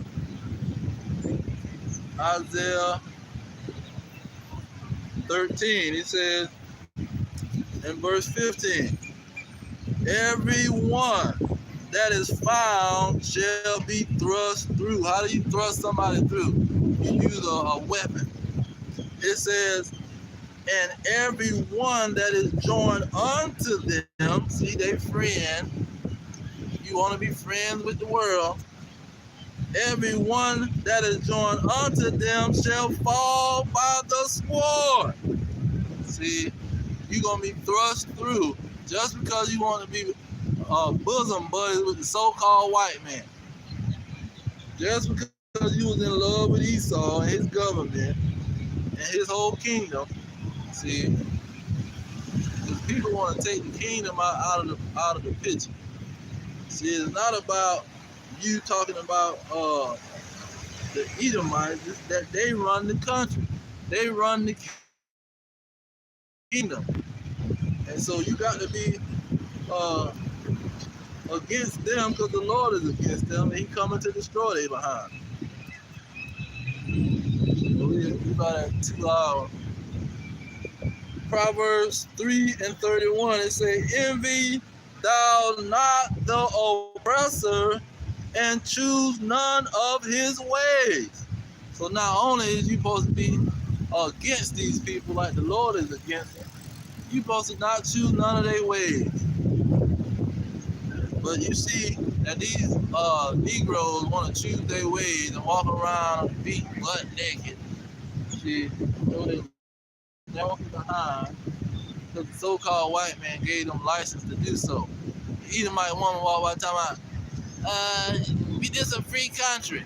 See, they love that they free to do wickedness. See, and you see the Negroes, that's the political party that the Negroes gravitate to the most. Oh, we free. We like the political party that lets you be free to do whatever you want. See, we want to have freedom to turn into a man or a woman. We can walk around and say we're a dog if we want to. See, we can marry our animal. We love that type of freedom. See, we can sneak around and touch people's children. See, that's the freedom we talking about. We want some freedom to touch people's children. See, this is the kind of crap that they talking about. We want freedom to influence people's children. Let's go to the schoolhouse and put on a dress. I ain't even gonna cut my beard. I'm gonna just put makeup on and a wig and promote this crap to these children. So these young children now can try to do the same thing I'm doing. See, we got freedom to be wicked in America, man. This is the greatest place ever. See, they think the Lord ain't gonna do nothing to them. See, that freedom is gonna have a price to it, and it's gonna be nuclear fire. See, Russia ain't gonna be playing. That's another reason he's telling you, you want to be bosom buddies with these people. Look at the punishment that they gonna get. Do you want the punishment that's coming to these people? You want to be their friend? See, a friend of the world? But look at what's gonna happen to these people. Let's see here.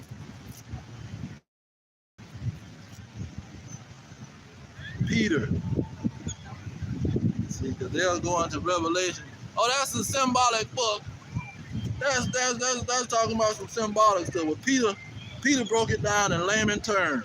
See, 2 Peter chapter, starting at, I'm gonna start from the beginning. Because he's telling you exactly what's gonna happen from the beginning. 2 Peter chapter 3. It says, verse 3. It says, knowing this first, that there shall come in the last days of what? Of Esau's kingdom. Scoffers walking after their own lust, and really the lust of the so-called white man. It says, and saying, where is this promise of his coming? See, where's the promise of a punishment? See, where he coming to punish our behind? For since the fathers fell asleep, all things continue as they were from the beginning of the creation. See, we've been ruling all this time. He ain't came and did nothing to us yet. What you talking about? He coming to punish the so-called white man. Verse 5. For this they willingly are ignorant of, that by the word of God the heavens were of old, and the earth standing out of water and in the water, whereby the world that then was being overflowed with water perished. He's talking about the flood. See, the flood came, and every civilization got a story about the flood. Verse 7, it say, but the heavens and the earth which are now. See, that's that heaven and earth. The kingdom that's now. See, the rulers and the governments that's ruling right now. This is what's going to happen to them. See, it says, by the same word are kept in store, reserved unto fire against the day of judgment and perdition of ungodly men. See, he's telling you, okay, saw what happened in the flood, but that was a whole nother government and operation. But this government, see, this heaven and earth, this government now, this rulership of these Edomites, it's kept and reserved for fire. And Peter was talking during the Roman time. See, the Romans were still ruling because they didn't die off until Jerusalem was destroyed in 70 AD. So this is either around the time of 70 AD when the Romans came and the so-called white man came and destroyed everything. So he telling them the so-called white man is going to be preserved. It says, reserved unto fire against the day of judgment and perdition of ungodly men. We'll jump down to verse 10. It says, but the day of the Lord will come as a thief in the night, in the which the heavens, in this American kingdom, the Edomite kingdom, in which the heaven shall pass away with a great noise. What makes a great noise in the world? A nuclear weapon, a hypersonic nuclear missile is gonna make a great noise. A grenade ain't making no great noise. That's a small operation. A torpedo or a regular missile from a plane ain't making no great noise. Sometimes you can't even hear if they shoot a missile, you ain't even hear the thing. Now it says, let me start back over. This is 2 Peter 3 and 10. Say, but the day of the Lord will come as a thief in the night, in which the heavens shall pass away with a great noise. See, that go that nuclear bomb. He says, and the elements shall melt with fervent heat.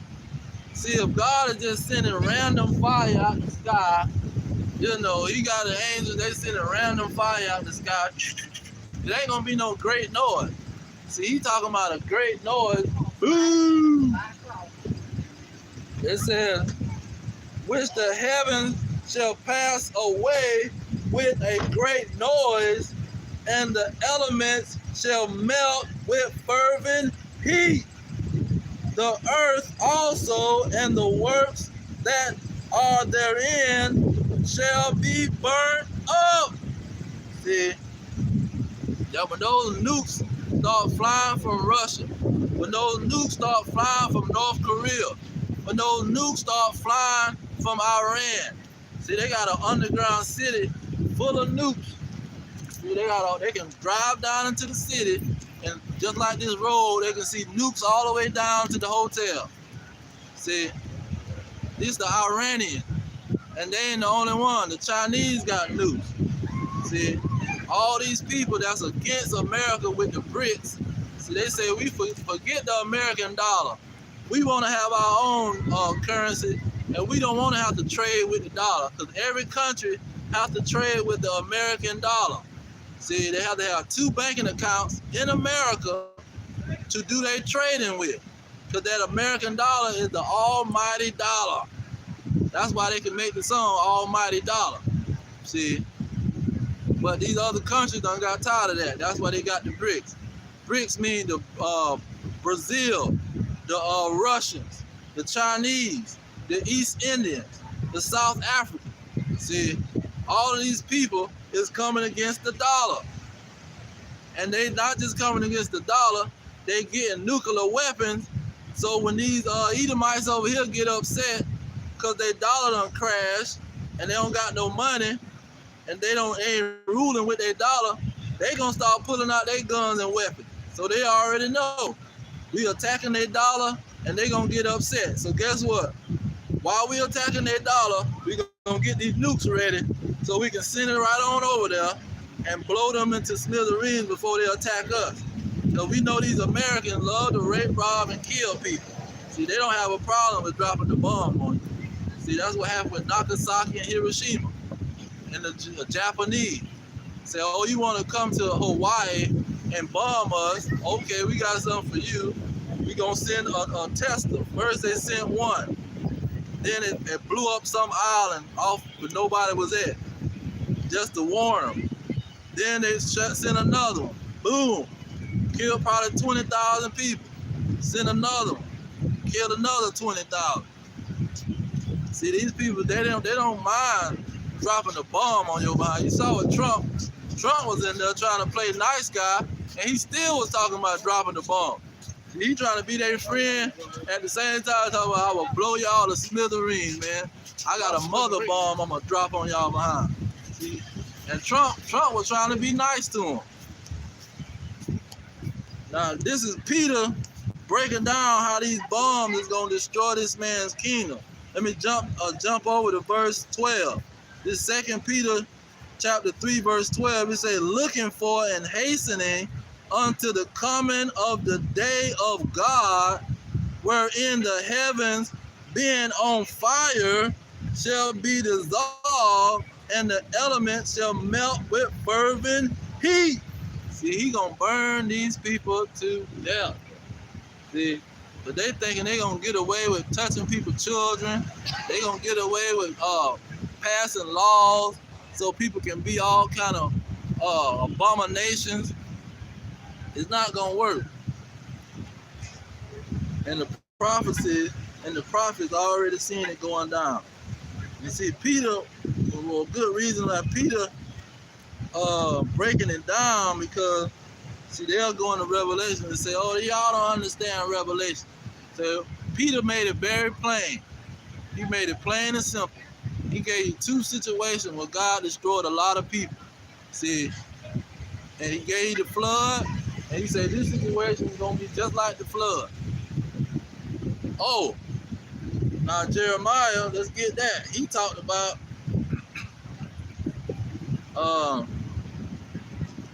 when the Red Sea popped off. So that destruction that's coming, the Israelites is going to be delivered from that. Because you got the Israelites saying, well, if he finna blow up America, what about us?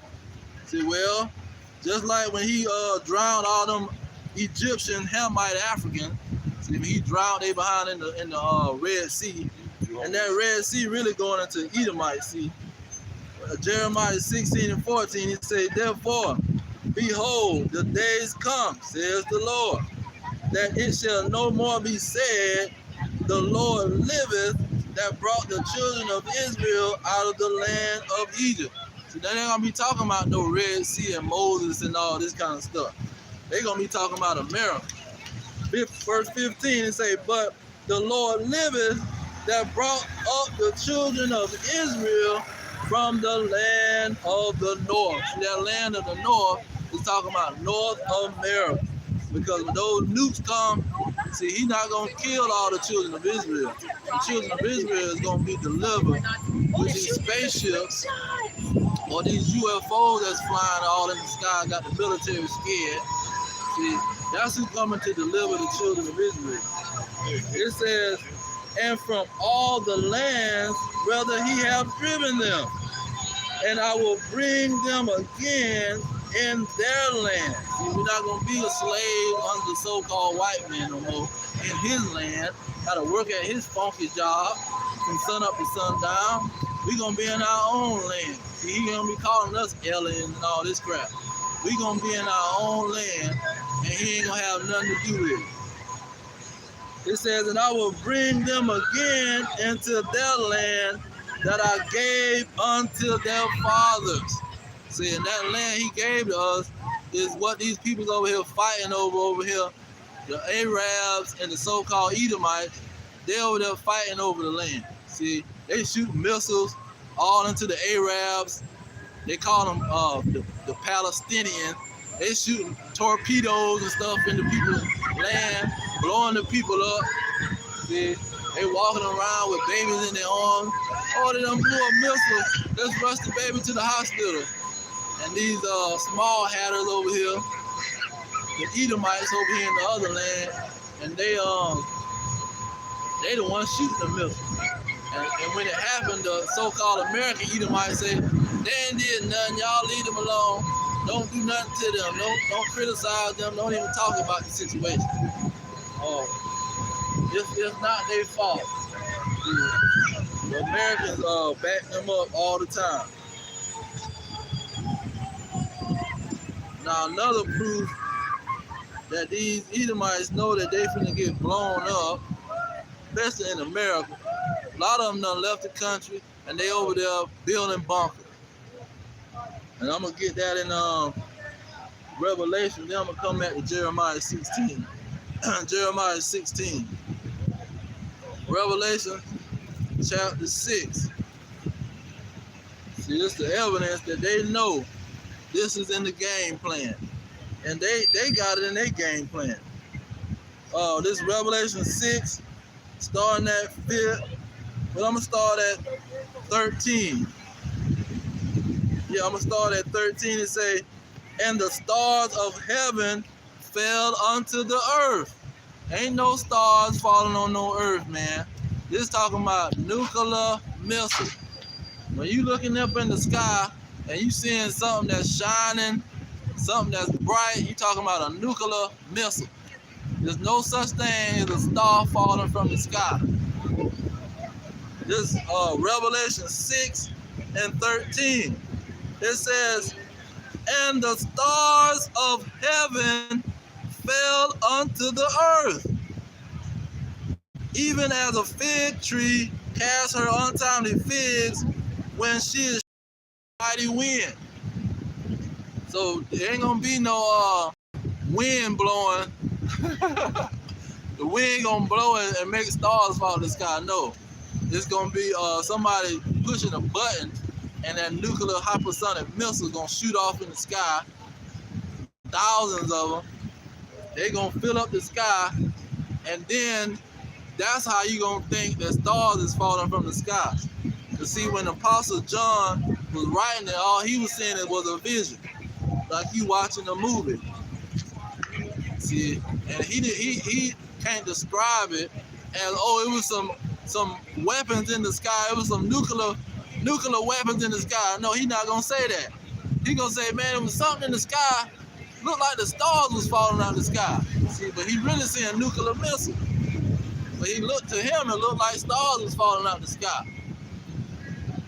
It says, verse 14, and the heaven departed as a scroll when it is rolled together, and every mountain and island was moved out of their places. Here go the point. 15, and the kings of the earth, see the Edomites, and the great men, and the rich men. See, because the people that's digging holes in the ground, they somebody with a company that can afford to do so. And then the people that's paying this company that's building bunkers, see, they got millions of dollars to pay them. It said the kings of the earth, the great men, the rich men, and the chief captains, and the mighty men, and every bondman, and every free man, hid themselves in the dens. See, they was hiding themselves in the den, in the bunker, because they know Putin is going to shoot that missile. They know Iran is going to shoot them missiles. They know the Chinese is going to shoot them missiles. See, they know that these people is going to attack. They already shooting missiles in Ukraine. See, the Ukraine is already on fire. So it's not a mystery that this war is going to transform and come to America. See, they're not going to always attack Ukraine. Small Ukraine, oh poor Ukraine. No, they coming for America next. And it's Bible prophecy. And these kings know it. They planning on it. They say the kings of the earth, the rich men, the great men, chief captain, the mighty men, every bondman and free man, hid themselves in the dens and in the rocks of the mountain, and said to the mountains and rocks, fall on us, and hide us from the face of him that sitteth on the throne, and from the wrath of the Lamb. For the great day of his wrath is come, and who shall be able to stand? So who is the rich man, first of all? When you look at Bill Gates and Bob, what's the guy name? Jobs or whatever, the one who owned Amazon. These are the rich men of the world. They the one building bunkers in the ground because they know what's going to happen.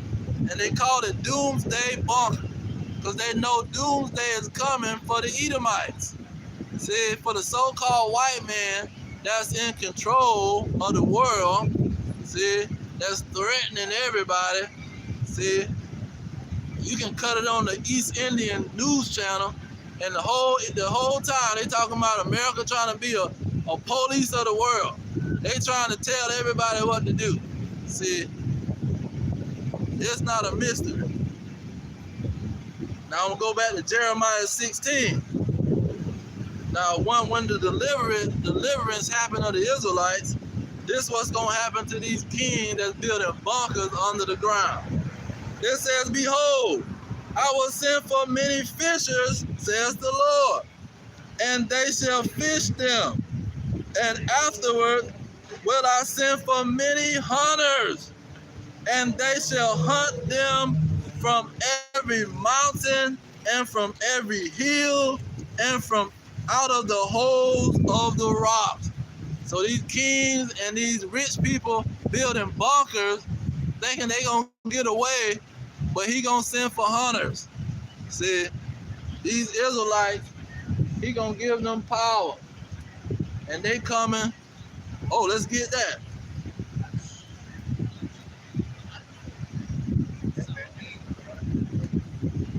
Look like my battery might be going dead. Let me get this real quick. This is how they gonna get snatched out of them bunkers. Zechariah 12. Well, he said 12 and 8. It says, in that day shall the Lord defend the inhabitants of Jerusalem, and he that is feeble among them, see, Jerusalem is a people. See, he that is feeble among them at that day shall be as David, and the house of David shall be as God, as the angel of the Lord before them. And it shall come to pass in that day that I will seek to destroy all the nations that come against Jerusalem. So in that day, when the Israelites get their power and they become as God, when they get their power and they become as King David, see, let's get that as Leviticus, because he worded it perfect in Leviticus. When they get their power, this is what's going to be happening. Leviticus 26, starting at verse 7. It says, and ye shall chase your enemies, and they shall fall before you by the sword. And 5 of you shall chase 100, and 100 of you shall put 10,000 to flight, and your enemy shall fall before you by the sword. See, it's gonna be 5 blacks and Hispanics chasing 1,000. See, you see 1,000 people in the crowd, and you got 5 a basketball team. You got a basketball team chasing 1,000 people. But then it say what is 100? It say 5 chasing 1,000, no 5 chasing 100, and 100 chasing 10,000. So you got 100 Negroes chasing 10,000 people, and the 10,000 gonna run from the 100. Yeah, because they gonna know they don't got power. See, they gonna understand that them people got power. See, America was just destroyed. See, and now them people that operate heavy, they gonna know to hit the road. As soon as they see them hit the scene. If you see 5 people that hit the ground from the sky, see, they jumping like Incredible Hulk. If you ever seen the Incredible Hulk movie, he jumping from one city to the next city. He on a mountain and he just jumps. You see something like that jump out the sky, like Incredible Hulk, and he land on the ground, boom, 10,000 people gonna go to running. Because they already know who gave this man this power, first of all. It's time for me to hit the road. They're not gonna stand around and wait and see what he's talking about. Let me read that again. It says, verse 7, and you shall chase your enemies, and they shall fall before you by the sword, and 5 of you shall chase 100, and 100 of you shall put 10,000 to flight, and your enemies shall fall by the edge of the sword. So it's going down when the Israelites get their power and they become as God. When the Israelites get their power and they become as the angel of the Lord. See, now don't think Apostle Paul didn't know about the situation. Because what did he say?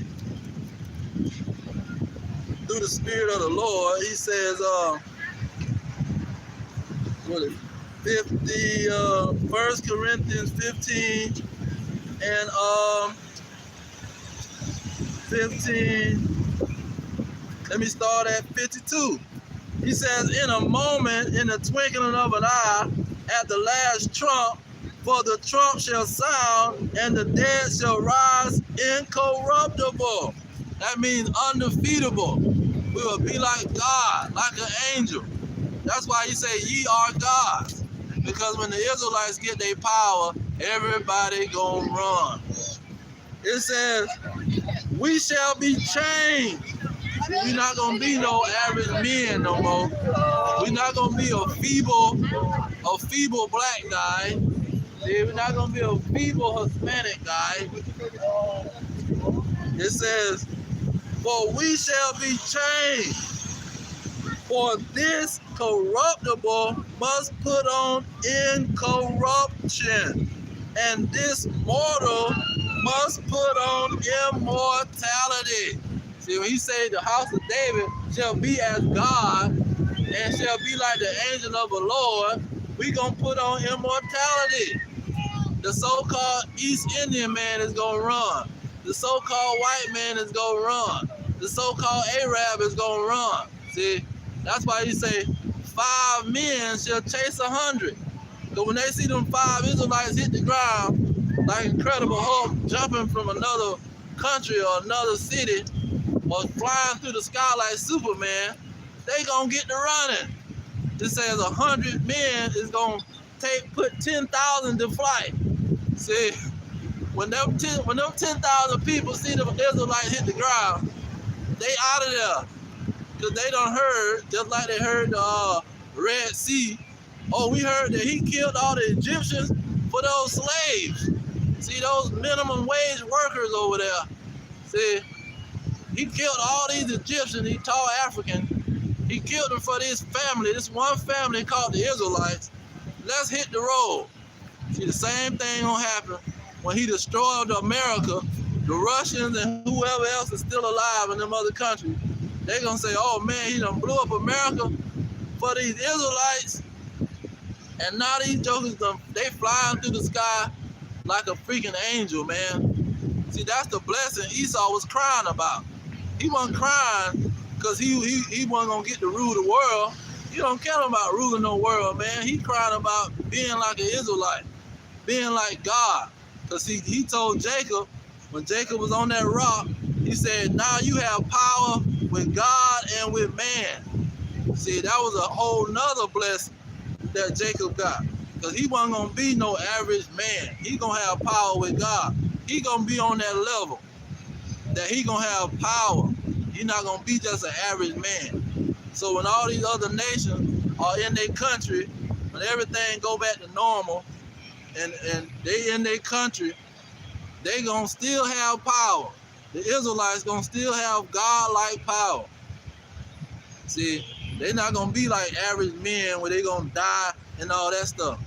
And that was only talking about the Israelites. They gonna change in a twinkle of an eye. See, they were slaves under the African. They were slaves under the Babylonian. They were slaves under the Assyrian.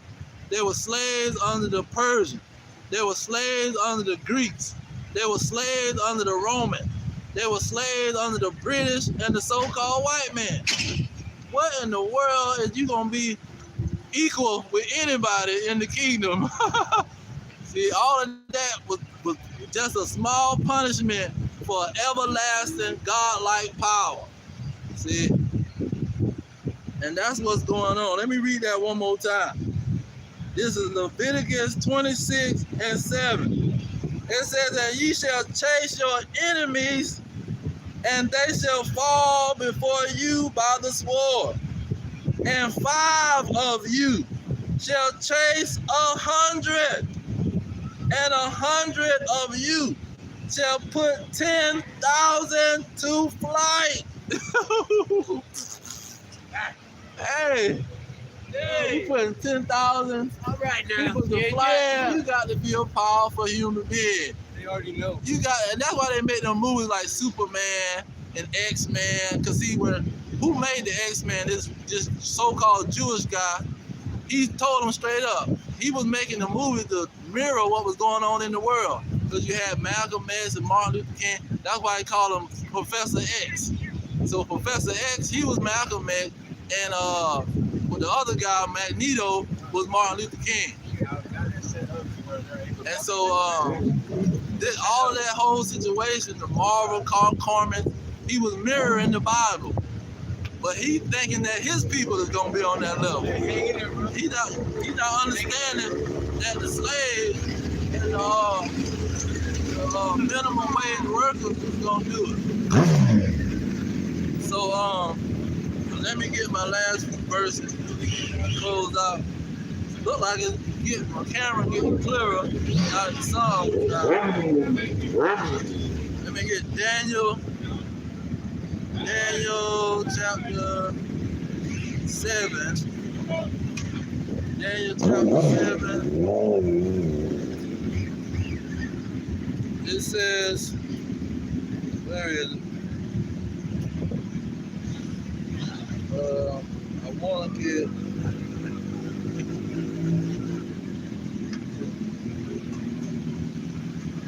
let me start with verse 8. No, not verse 8.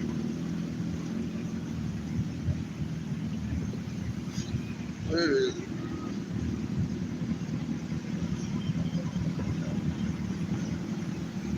Let me start with verse 3. It says, and this Daniel 7:3, and the 4 great beasts came up from the sea, diverse one from another. Okay, so it's 4 beasts that he's talking about. So when you get to verse 7, it says, after this I saw in the night vision, and behold, a 4th beast. He's talking about the Edomite. Dreadful and terrible, and strong exceedingly, and it had great iron teeth. It devoured and brake in pieces and stamped the residue with the feet of it. It was diverse from all the beasts that were before it, and it had 10 horns. See, that's that dragon in Revelation 12. That's that beast in Revelation 12. It had 10 horns. Okay. You know it. Then in verse 17, it says, these great beasts, which are four kings. He's not talking about no animal. He's talking about kings and kingdoms, which shall arise out of the earth. And then I'm going to jump down to 20. It says, and the 10 horns that were in his head, meaning the 10 kings, other which came up, and before whom 3 fell, even of the horn that had eyes and a mouth that spake very great things, whose look was more stout than his fellow. Now verse 23 break down that 4th kingdom. It says, thus he said, the 4th beast shall be the 4th kingdom upon the earth, which shall be diverse from all kingdoms, and shall devour the whole earth. See, that's that American so-called, this is what the Jehovah's Witnesses say, the Anglo-American power, whatever that means.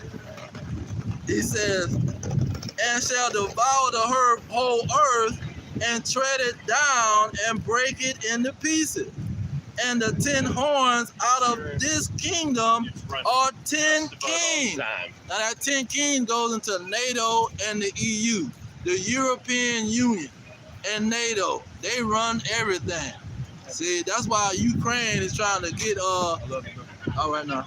Ukraine is trying to be friends with America, because they want America to help them, or not even America. They trying to be friends with the NATO, because they want NATO to help them out with Russia, because those are the 10 kings NATO. Everybody want to be NATO's friend and to be on NATO's team so NATO can help them. See, them the 10 kings that's ruling, that's treading everything down, breaking it into pieces. See, and NATO is being ran by America. At the end of the day, they want to be on America's side. See, America say, we going to help y'all out if y'all join our team. See, that's what's going on. But who going to come and destroy them? That's going back to verse 18. It says, but the saints of the Most High shall take the kingdom and possess the kingdom forever, even forever and ever. So they gonna be taken by the saints. The saints are the Israelites. Israelites is gonna take this NATO, this EU, and destroy it. See, they gonna be like hunters looking for them. See, once they destroy America, it's gonna be a wrap. And once they destroy America, they gonna get spiritual powers in a twinkling of an eye. What Apostle Paul said, in a twinkling of an eye, we shall be changed. So you're going to be changed in a twinkling of an eye, and what you going to be changed into? Like God, like an angel. See, your military can't fight no angel. See, the American military ain't going to be able to fight God. Oh, let me get that before I end it off. Because this is what the battle is going to end up being. Ezekiel 25 and 14. It says, and I will lay my vengeance upon Edom by the hand of my people Israel. So Israel going to get these spiritual powers, and the Lord is going to use them to lay his vengeance upon the Edomites. See? He says, and they shall do in Edom according to my anger and according to my fury, they shall know my vengeance, says the Lord God. See, the hand, by the hand of my people Israel, see, the Israelites is going to get spiritual powers in a twinkling of an eye when those nuclear missiles is destroying America. That's why in Revelations 21, it say the New Jerusalem. See, New Jerusalem going to be coming down out of the sky, not out of heaven. It's going to be coming out of the sky with spiritual power, because he going to bring them up in the sky when the last trump. See, they're going to blow that trumpet, and they're going to go up into those UFOs and get spiritual power and come down and hunt these rich people making bunkers and stuff in the ground, thinking they're going to get away. See, that's how the vision is completed pretty much. Now,